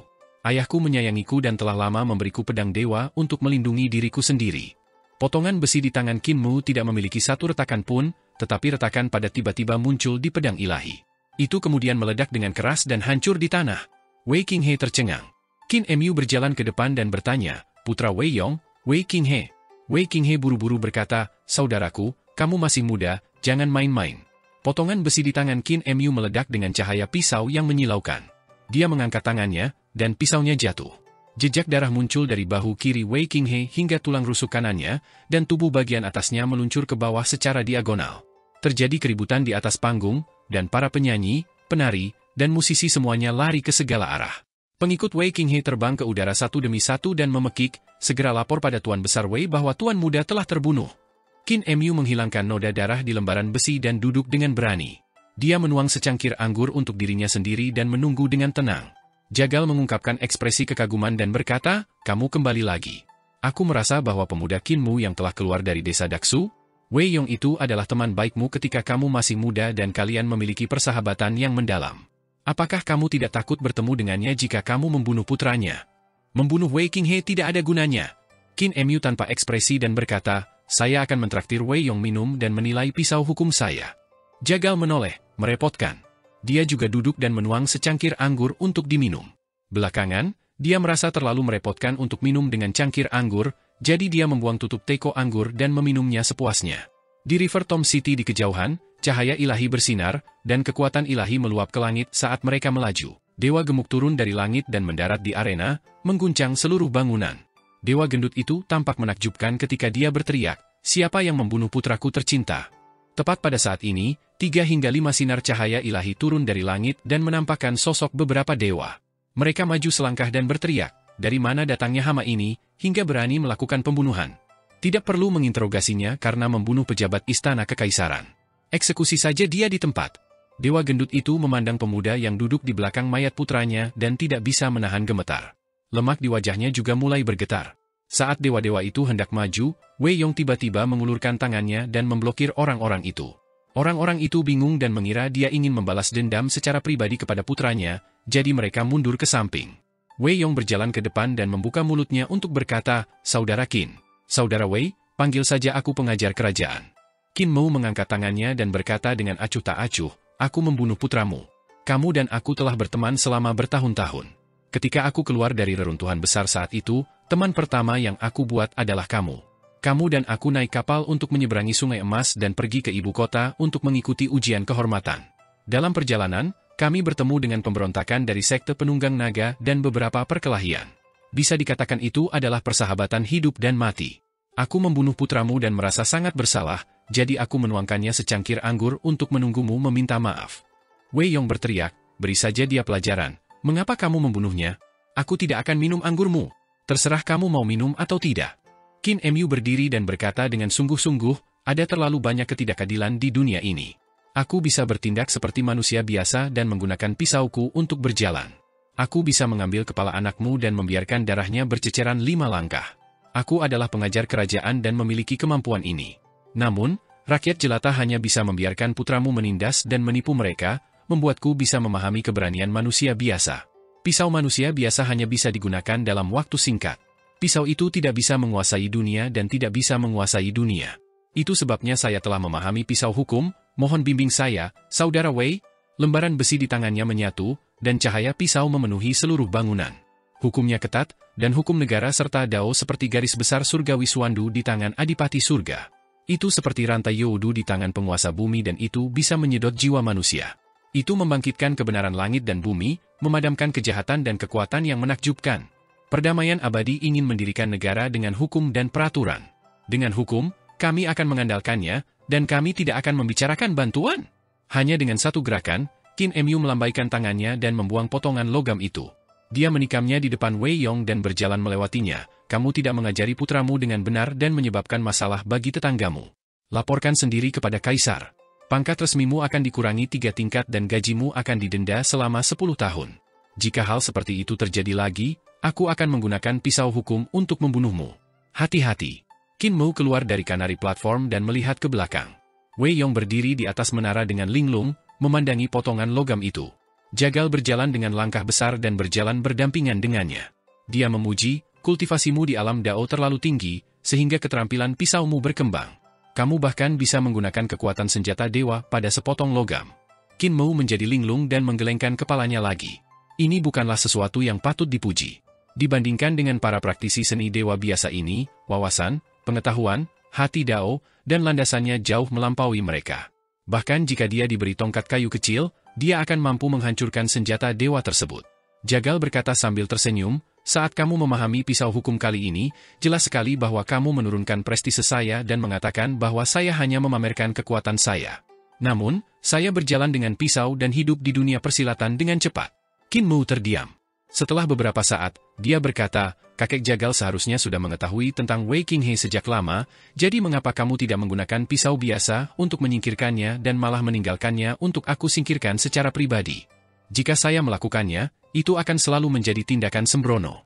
Jika Anda melakukannya, itu mewakili arah perdamaian abadi. Jagal tersenyum riang dan berkata, kamu telah berada di surga celestial selama bertahun-tahun ketika aku berada dalam kedamaian abadi. Aku telah melihat terlalu banyak hal serupa, dan aku juga telah membunuh cukup banyak orang dengan keberanianku. Tapi terus kenapa? Pisau manusia biasa tidak bisa memecahkan masalah ini. Kedamaian abadi begitu besar, dan manusia biasa tidak bisa menyelidiki hitam dan putih dari keseluruhan kedamaian abadi. Perlu yang mulia-Mu untuk menegakkan hukum. Aku telah menunggu kembalinya kamu. Di dunia ini, selalu ada tempat yang tidak bisa dijangkau oleh pisau hukum perdamaian abadi. Mungkin kita masih membutuhkan manusia biasa untuk memercikkan darah dalam 5 langkah. Qin Mu memikirkannya dan berkata, pengadilan kekaisaran perlu mengayunkan pisau hukum untuk memperbaiki pemerintahan rakyat. Namun, tidak peduli bagaimana hal itu dirapikan, masih ada orang-orang seperti Wei Qinghe. Kakek Jagal, Anda benar. Saya terlalu dekat dengan langit dan terlalu jauh dari tanah, jadi saya harus merenungkan diri sendiri. Kemampuan saya berasal dari dunia sekuler. Setelah saya mencapai surga celestial, saya mulai meneliti jalur prasurgawi dan mencoba mengejar 10 celestial yang mulia dalam waktu singkat, memberikan perdamaian abadi kesempatan untuk berkembang. Selama bertahun-tahun, saya sudah lupa dari mana kemampuan saya berasal. Jalan orang suci terletak pada penggunaan sehari-hari masyarakat awam. Dia selalu berpikir bahwa dia masih berada di jalur ini, tetapi ketika dia tiba-tiba menoleh ke belakang, dia menyadari bahwa dia telah menyimpang. Belum terlambat untuk kembali sekarang. Hati awalmu belum berubah, kamu masih muda yang baik. Jagal menepuk pundaknya dan membawanya ke toko pandai besi di kota baru. Ini adalah tempat untuk menempa alat pertanian, bukan senjata roh. Ada cangkul, bajak besi, pisau dapur, dan lain-lain tergantung di toko pandai besi. Pisau yang bagus. Jagal duduk dan berkata kepada pandai besi, saya ingin pisau besi yang bagus. 2 pon besi untuk digunakan bocah ini. Dia menunjuk ke arah Qin Mu, yang juga duduk di bangku panjang. Pandai besi membawakan secangkir teh kasar dan berkata, tidak ada besi tempa, yang ada besi kasar. Lebih baik lagi tanpa besi tempa. Bocah ini bahkan bisa memotong senjata dewa menjadi beberapa bagian hanya dengan sepotong besi. Bawakan 2 kati besi tebal, aku tidak ingin lebih dari 1 tael.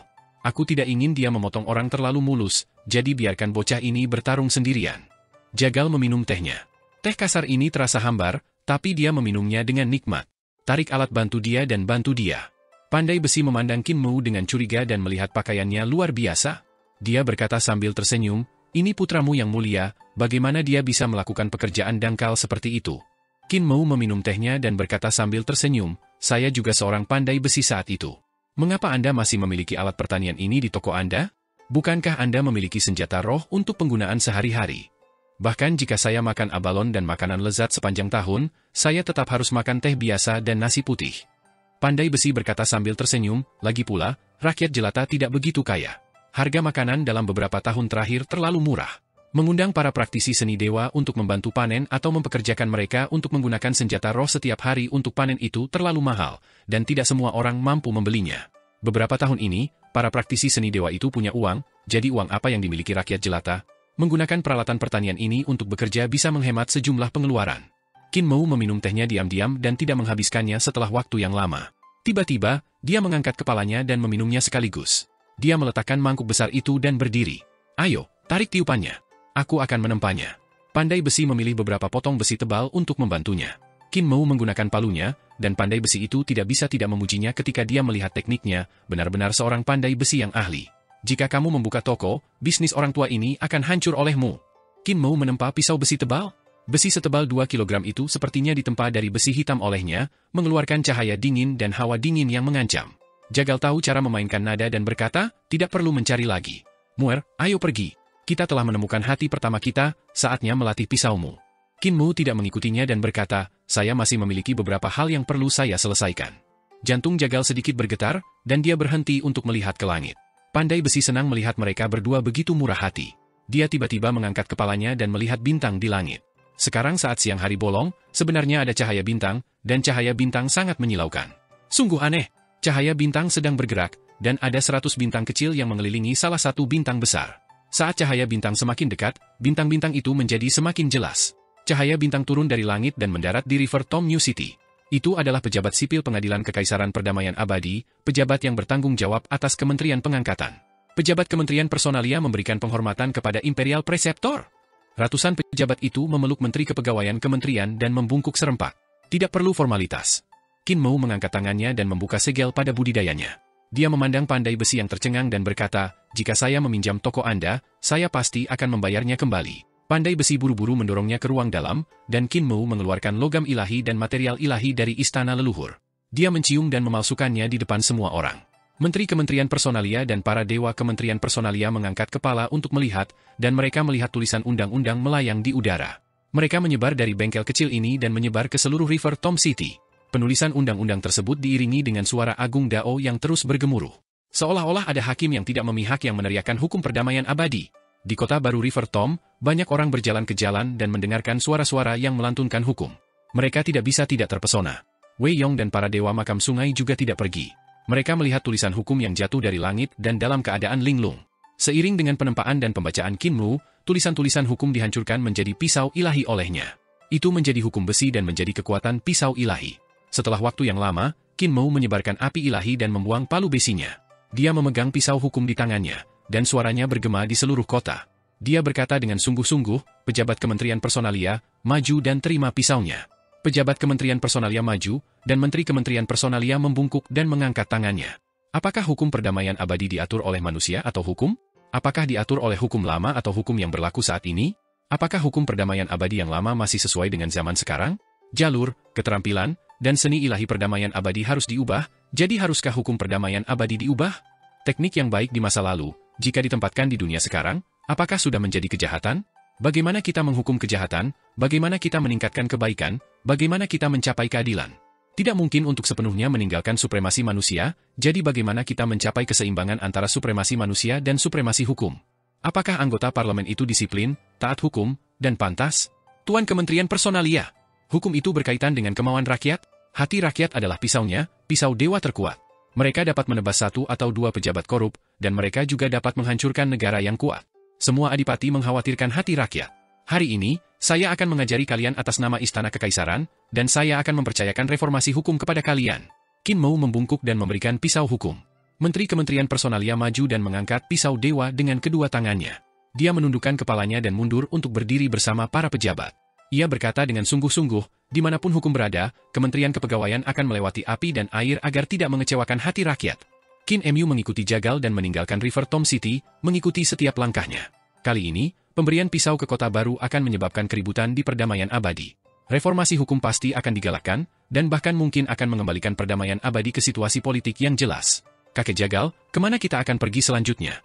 Dunia fana ini adalah tanah suci yang sangat besar dan juga api penyucian yang sangat besar. Semua makhluk hidup melampaui tanah suci ini dan juga tenggelam ke dalam api penyucian ini. Ada terlalu banyak hal yang tidak adil di dunia ini, terlalu banyak perkelahian, perselisihan terbuka dan perselisihan tersembunyi, tipu muslihat yang tak terhitung jumlahnya. Jalur pisau harus disempurnakan di dunia fana dan juga di medan perang. Jagal berkata, aku akan membawamu ke medan perang. Meskipun kamu adalah muridku, kamu belum pernah berada di medan perang sebelumnya. Kamu hanya sempat merasakan pertempuran di surga kaisar tertinggi. Saat itu, dia menjadi linglung dan menggelengkan kepalanya. Tidak ada gunanya membicarakan hal itu.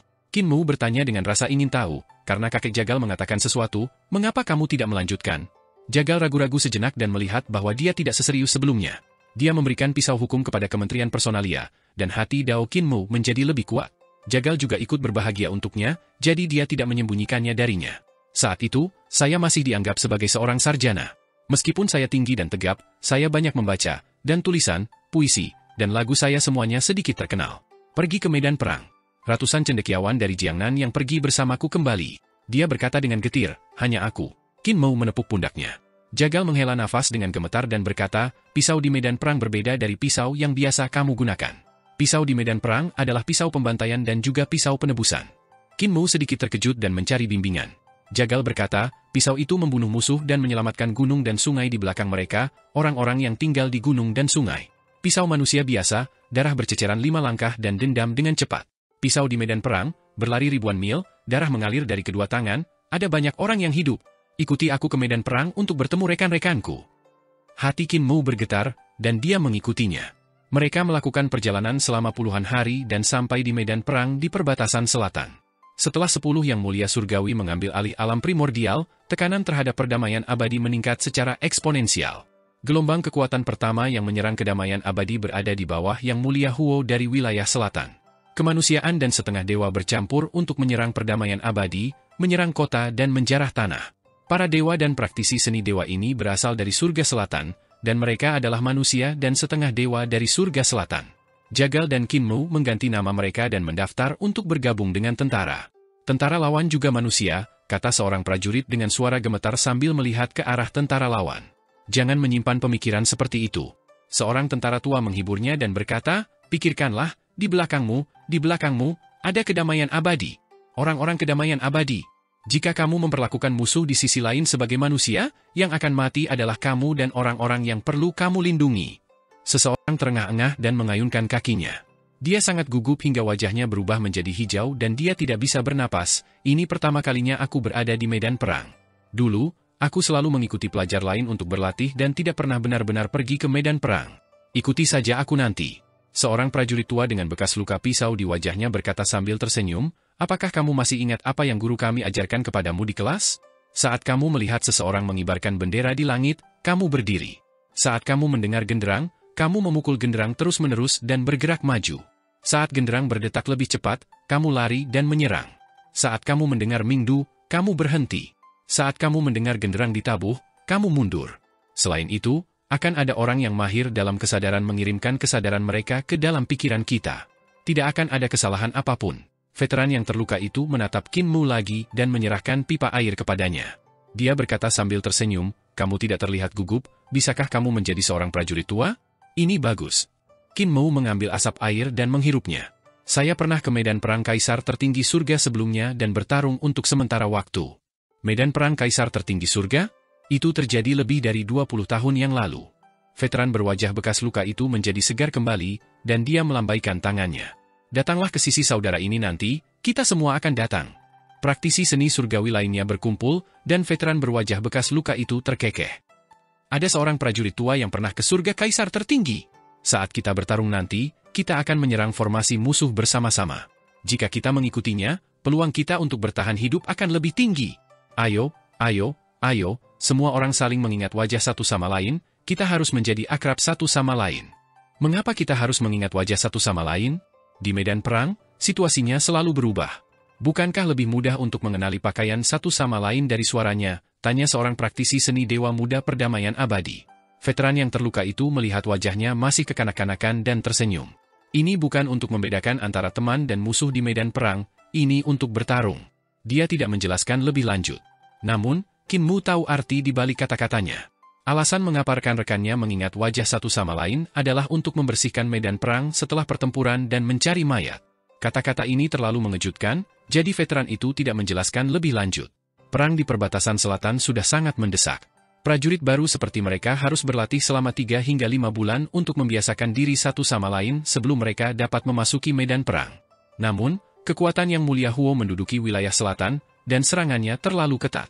Hal ini mengakibatkan kurangnya tentara di perbatasan selatan, dan banyak ulama yang bergabung dengan tentara.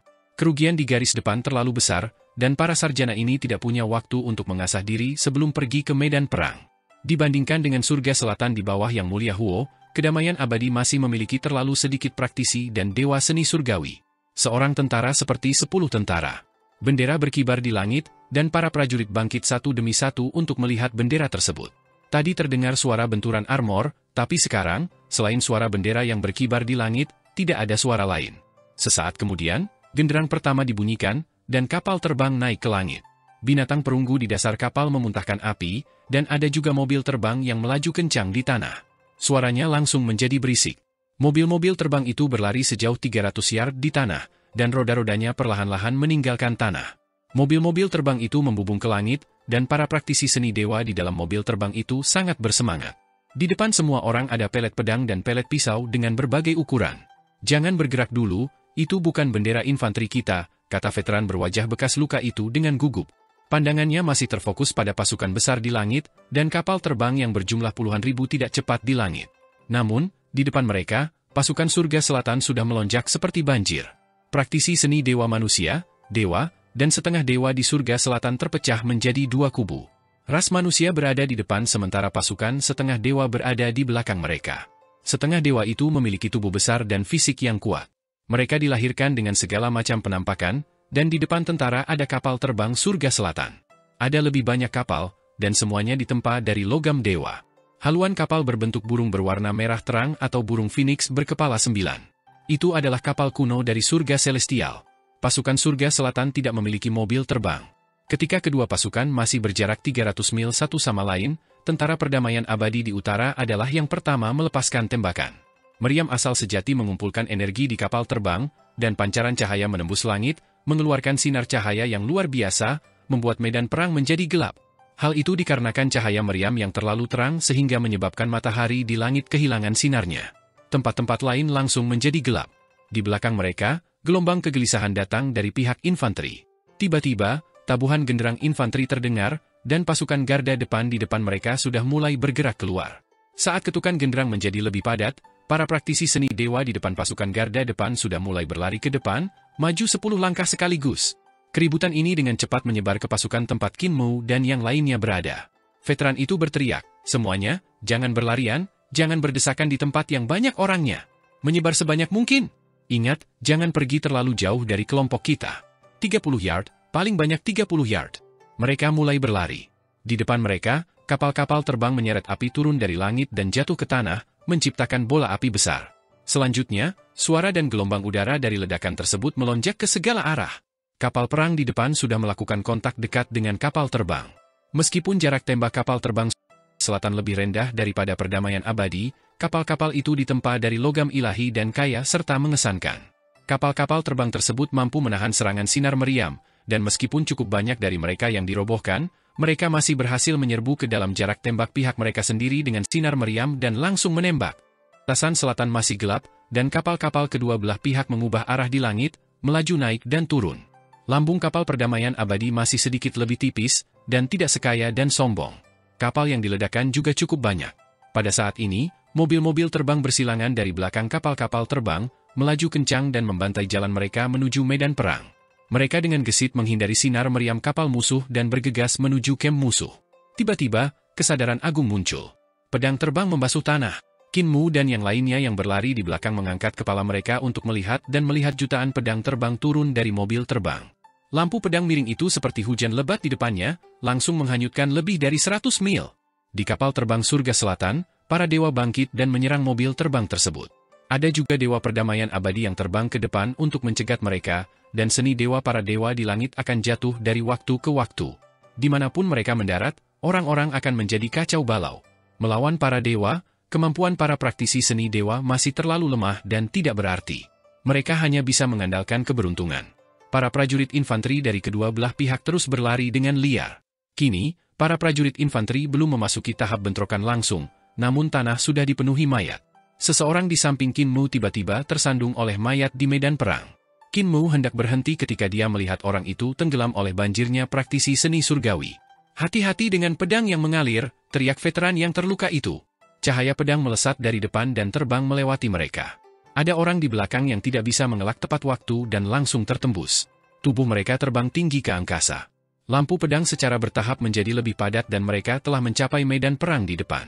Jumlah orang di tim Qin Mu masih bisa dianggap lengkap. Hanya cendekiawan muda yang tertinggal sebelumnya yang menghilang tanpa jejak. 9 dari mereka bergegas maju dengan sekuat tenaga dan tiba-tiba, seolah-olah mereka telah menabrak hutan lebat yang terbuat dari daging dan darah. "Ada musuh di mana-mana. Menjadi tidak sabar dan membunuh ke depan," teriak veteran itu. Para praktisi seni dewa mengeksekusi pelet pedang mereka satu demi satu, dan pelet pedang itu pecah menjadi pedang terbang yang berenang-renang. Prajurit tua itu berteriak keras, "Kontrol jarak di antara kita, jangkauan gerakan pedang adalah 15 yard. Jangan melebihi jarak ini." Mereka bergegas maju. Qin Mu hanya tahu di tangan sangat cepat. Dia datang dan pergi seperti angin dan kilat.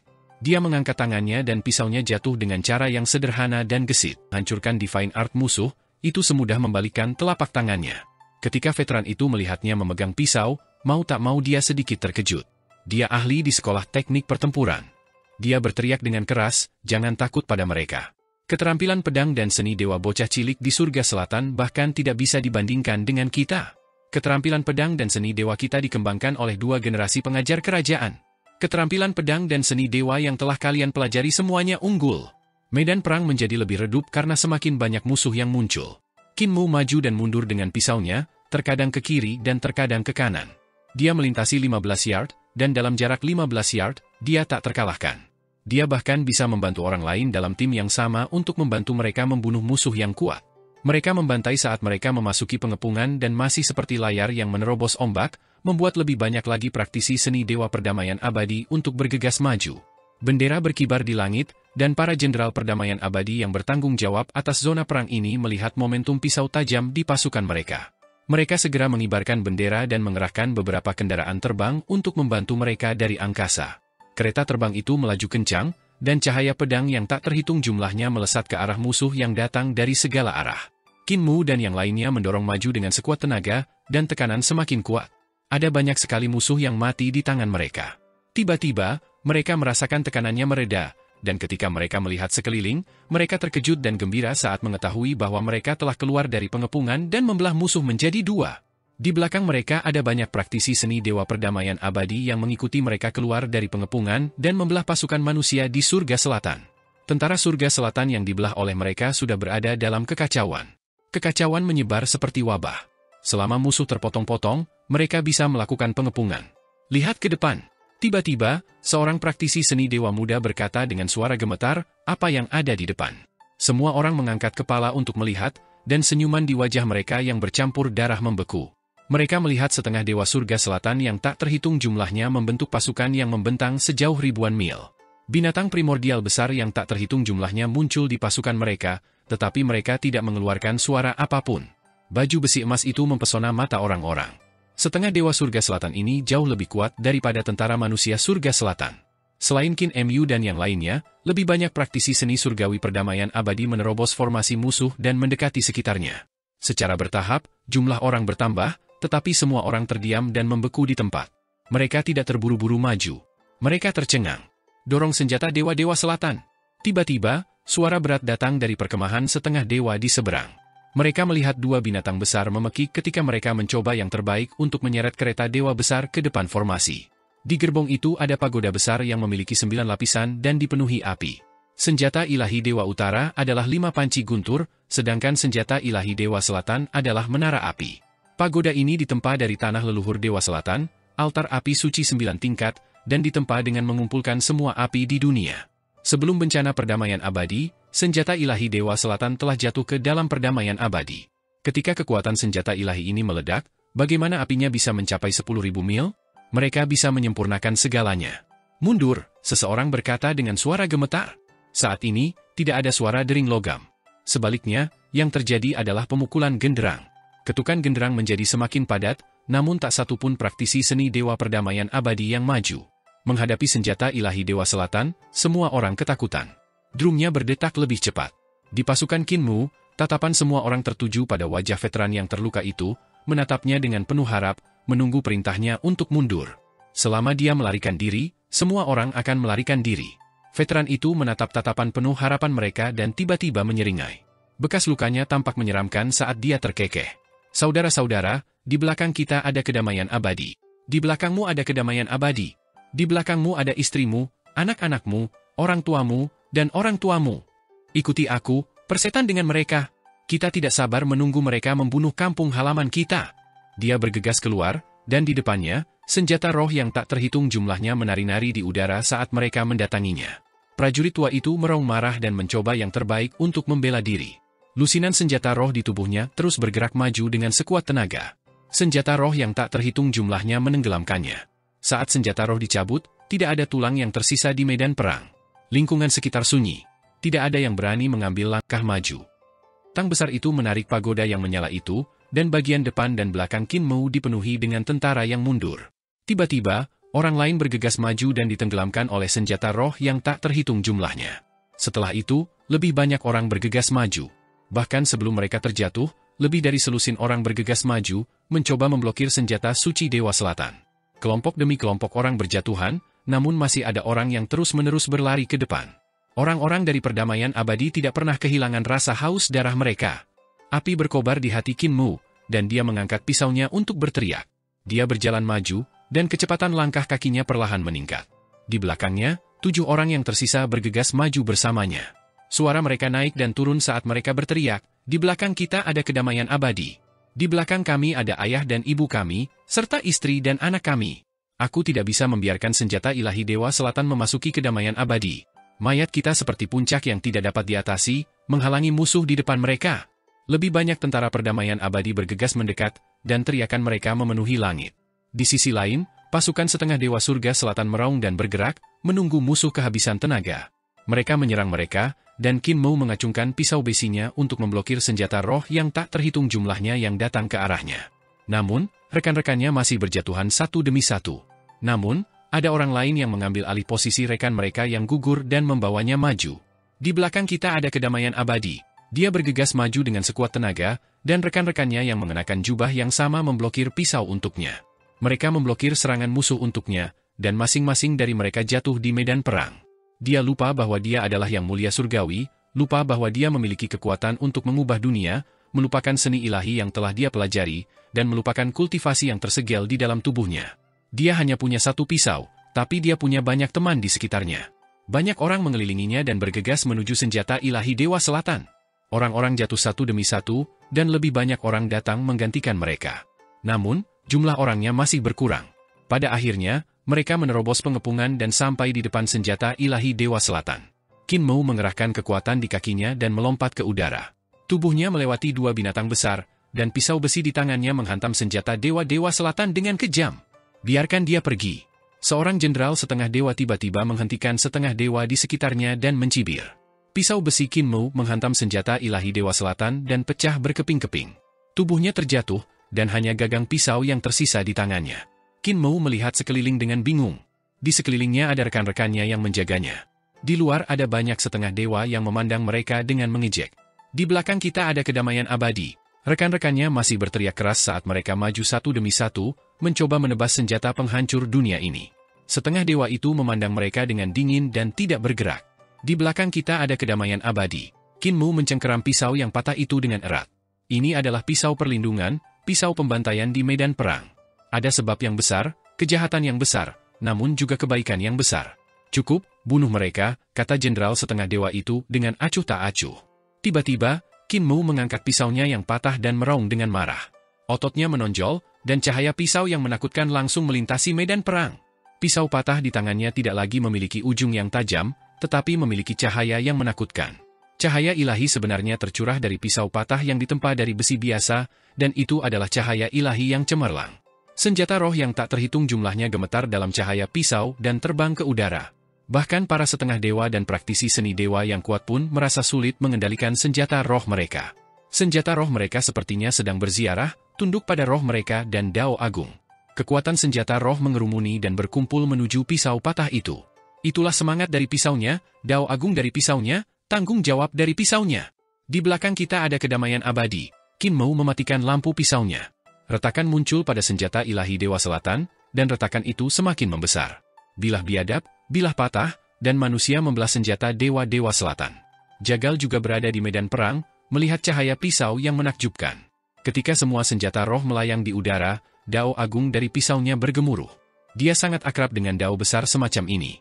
Jalan pisau, meneriakan ketidakadilan, memotong duri, membela satu pihak. Sekarang, Qin Mu telah mencapai langkah ketiga.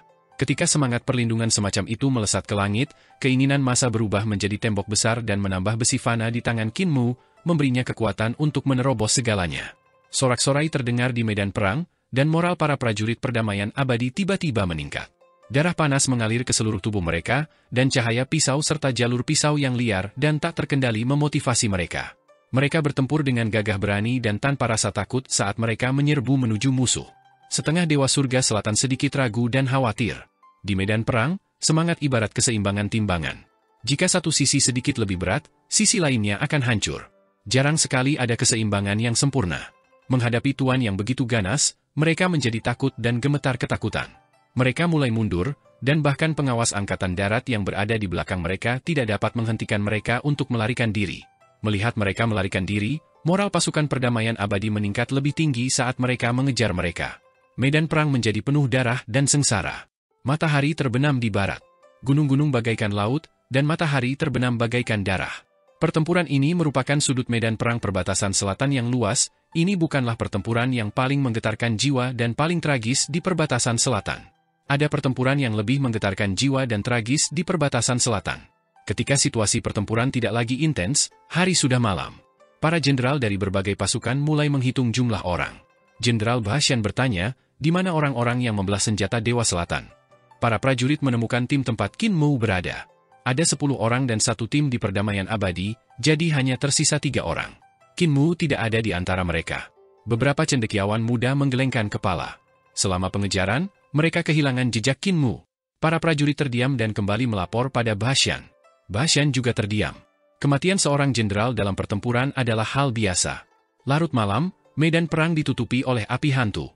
Ada juga praktisi seni dewa yang menyalakan obor untuk mencari mayat rekan mereka.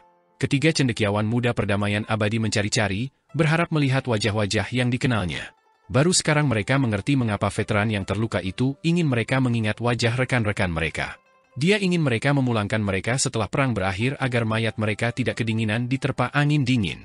Dia tidak ingin mereka dikuburkan di luar negeri. Dia ingin mereka kembali ke tanah air mereka dengan kemuliaan yang layak diterima para pejuang dan dimakamkan di kuburan leluhur mereka. Darah membeku di permukaan mayat. Api hantu berkibar, dan mereka adalah jiwa pengembara dari utusan Youdu yang memandu medan perang. Para tetua yang tidak dapat mengingat wajah mereka muncul di setiap sudut medan perang dengan perahu kertas. Tidak peduli apakah mereka teman atau musuh, mereka membiarkan jiwa orang mati naik ke perahu kertas dan mengirimnya ke Youdu. Setiap kali lentera para pembawa pesan kematian ini menyinari wajah jiwa-jiwa pengembara, tidak peduli betapa hebatnya mereka ketika mereka masih hidup atau betapa rendahnya mereka harus naik ke kapal. Pada saat ini, di atas perahu kertas, Qin Mu dan Yang Mulia Utusan Maut duduk di atasnya sementara Jagal duduk di bawah lentera. Lingkungan sekitar sunyi, dan hanya tentara dari barat laut yang terdengar dari kejauhan. Mereka mempunyai aksen daerah yang kuat, dan mereka memanggil nama teman mereka di malam hari, memanggil jiwa mereka kembali. Mereka tidak ingin memasuki Youdu secara tidak sengaja. Youdu memiliki penguasa bumi, dan ia memiliki tubuh harimau dan tubuh banteng. Dia akan membawa Nether River Whip untuk mengusirnya.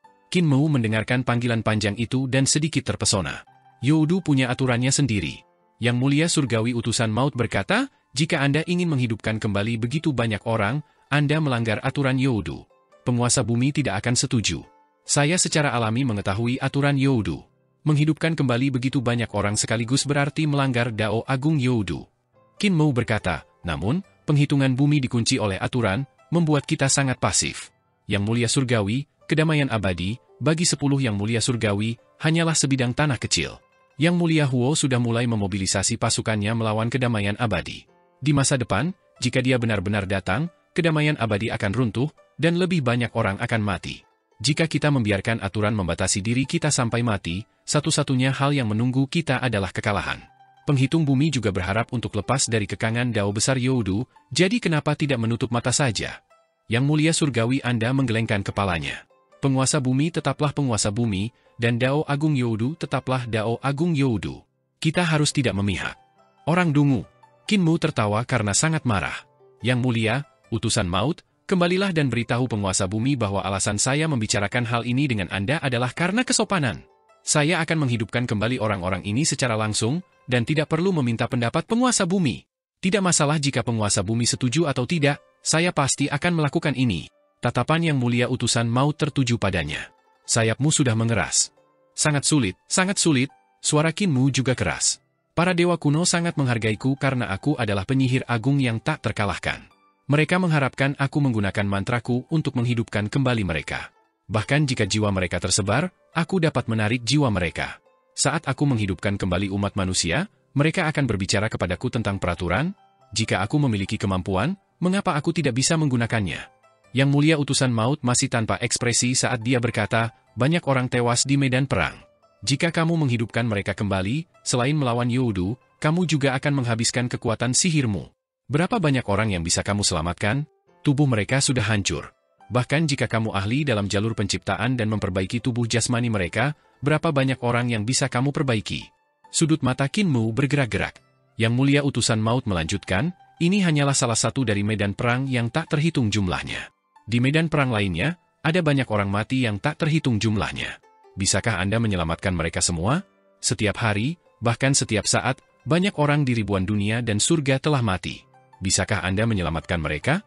Yang mulia surgawimu, bahkan jika Anda adalah yang mulia surgawi, kekuatan Anda akan habis, dan Anda tidak akan bisa menyelamatkan semua orang. Selanjutnya, jika Anda menghidupkan kembali orang mati dalam skala besar, Dao Besar Youdu akan menahan penguasa bumi dan membiarkannya menanganinya kamu. Penguasa bumi, yang lahir dari Dao Agung, tidak punya pilihan. Dia berdiri. Siapapun yang mengganggu tatanan Youdu akan dihukum. Dunia yang tak terhitung jumlahnya telah dihancurkan olehku, dan kedamaian abadi tidak boleh menjadi salah satu darinya. Jika penguasa bumi terikat oleh Dao Agung Youdu dan tidak punya pilihan selain bergerak, lebih banyak dunia yang akan dihancurkan. Alasan mengapa penguasa bumi tidak mengambil tindakan terhadapmu selama ini adalah karena dia berperang melawan aturan Dao Agung Youdu dan perintah Dao Agung. Dao Youdu sudah lama ingin membunuhmu. Semakin banyak orang yang kamu hidupkan kembali, semakin berat hukumannya. Ketika hukuman itu datang, tidak hanya orang yang kamu hidupkan kembali akan mati, banyak orang juga akan terkena dampaknya. Qin Mu berdiri. Youdu Great Dao, sangat tidak masuk akal. Yang mulia utusan maut berkata, Dao Agung langit dan bumi tidak memihak siapapun sejak awal. Aku terlalu idealis, kamu terlalu realistis. Qin Mu tiba-tiba mengeksekusi seni ilahi panduan jiwa, dan sekte bumi langit hitam berdiri tegak di belakangnya. Dia tertawa keras dan berkata, karena aku terlalu idealis, aku seringkali mengalami pendarahan di depan kenyataan. Karena kamu terlalu realistis, kamu menjadi orang yang tertutup. Yang mulia utusan maut mengangkat alisnya. Penguasa bumi tidak akan meminjamkan kekuatannya padamu, dan Adipati Surga tidak akan meminjamkan kekuatannya untuk menghidupkan kembali prajurit manusia ini. Saya tidak membutuhkannya. Qin Mu tertawa keras. Harta karun ilahi terbuka, dan istana leluhur muncul. Di atas adalah Suandu, dan di bawah adalah Youdu. Kekuatan agung dalam harta ilahinya dicurahkan. Dao Agung muncul dari istana leluhur, dan kekayaan disembunyikan. Ini adalah dua bentuk memasuki Dao, surga ke-14 dan surga ke-15. Dao besar bangkit dari istana leluhur dan berkembang menjadi Dao besar Youdu dan Suandu. Ciptaan itu disembunyikan, dan Dao penciptaan digunakan untuk memperbaiki tubuh jasmani para pejuang yang tewas dalam pertempuran, mengaktifkan darah mereka untuk menghidupkan kembali darah mati di tubuh mereka. Yang mulia utusan maut memandangnya dalam diam dan tidak menghentikannya, membiarkannya melakukan apa yang dia mau. Para prajurit perdamaian abadi yang sedang mengumpulkan mayat di medan perang memandang rekan-rekan mereka yang berdiri dengan linglung. Masih ada noda darah di tubuh mereka, namun tubuh mereka sudah mulai pulih. Luka mereka telah sembuh, jantung mereka kembali bergerak, dan organ-organ tubuh mereka yang mati telah mendapatkan kembali vitalitasnya. Beberapa orang bersorak dan memeluk rekannya yang baru saja dihidupkan kembali. Mereka tertawa dan menangis. Medan perangnya terlalu luas, dan terlalu banyak prajurit yang tewas dalam pertempuran. Bahkan Qin Mu merasa itu menjadi lebih berat. Membangkitkan kembali para pejuang ini telah menghabiskan terlalu banyak kekuatan sihir dan semangatnya. Auranya melemah, dan pada saat yang sama, dia bisa merasakan Dao Agung Youdu bergerak dengan gelisah. Dia menentang Dao besar dan membalikkan hidup dan mati, membuat Dao besar Youdu memberi perintah untuk membasminya. Dia merasakan penguasa bumi di Youdu dengan paksa menekan Dao besar Youdu, dan dia juga merasakan Yang Mulia Utusan Maut menghalangi perintah Dao besar. Akhirnya, para pejuang perdamaian abadi yang tewas di medan perang dihidupkan kembali satu persatu. Qin Mu tampaknya telah menghabiskan seluruh energinya dan pingsan. Dia sangat lemah dan tidak bisa berdiri. Yang Mulia Utusan Maut menolak perintah Dao Agung Youdu dan melewatinya. Dia menaiki perahu kertas lagi. Jangan pergi ke Youdu. Setelah kamu pergi ke sana, penguasa bumi tidak akan melindungimu, tapi membunuhmu. Di sana, kekuatan Youdu terlalu kuat. Terima kasih, kata Qin Mu lemah. Tubuh Yang Mulia Utusan Maut sedikit kaku, dan dia tidak berbalik. Dia berkata dengan acuh tak acuh, tidak perlu berterima kasih padaku. Kamu melakukan sesuatu yang membalikkan hidup dan mati, dan aku akan melaporkannya kepada penguasa bumi. Penguasa bumi adil dan tidak memihak, dan dia akan mengingat perbuatan jahatmu. Kami akan menyelesaikan ini untuk selamanya di masa depan. Qin Mu tersenyum dan mencoba yang terbaik untuk berkata dengan lantang, dalam 2,5 tahun, paling lama 2,5 tahun, pertempuran Suandulah yang akan menentukan hidup dan mati Adipati Surga. Apakah kamu akan pergi? Dia berbicara terlalu cepat dan mulai terbatuk-batuk dengan keras. Apa hubungannya denganku? Yang Mulia Utusan Maut berkata dengan dingin sambil mengarahkan perahu kertas itu ke Youdu. Namun, Qin Mu mengungkapkan senyuman dan menatap ke langit. Dia melihat warna putih dimuntahkan dari timur, dan matahari akan segera terbit. Dia bergumam, dia pasti akan pergi, pastinya. Meskipun Yang Mulia Utusan Maut autis karena rasionalitasnya dan merasa bahwa dia telah mengetahui segalanya, dia pasti akan pergi. Hatinya masih panas. Jagal berjalan di depannya dan melihat cahaya warna-warni di timur menjadi lebih terang. Matahari merah terbit dari cahaya warna-warni dan berkata, saat itu, aku tidak memiliki seni dewa sepertimu yang dapat membalikkan hidup dan mati. Jika aku memilikinya, aku akan melawan penguasa bumi dan menyelamatkan rekan-rekanku. Dia menatap lurus ke arah matahari terbit dan terdiam lama. Tiba-tiba, dia berseru dengan suara pelan, embun beku turun di pegunungan selatan, musim gugur terasa dingin. Angin menyapu utara, dan malam membara. Urusan dunia sedang terburu-buru. Bagaimana bisa surga bersikap lunak? Aku hanya berharap orang-orang baik bisa sejahtera. Jalur pisau adalah jalur manusia. Muer, apakah kamu sudah istirahat cukup lama? Ayo pergi, ayo terus maju. Qin Mu berdiri dengan gemetar dan mencoba yang terbaik untuk mengejarnya. Dia berjalan menuju cahaya matahari terbit. Dao pasca langit manapun adalah Dao manusia, katanya dengan tegas. Jagal kembali menatapnya dan menunjukkan senyuman. Kakek Jagal, kita akan pergi kemana? Untuk memberi penghormatan kepada orang terkuat di dunia jalur pisau.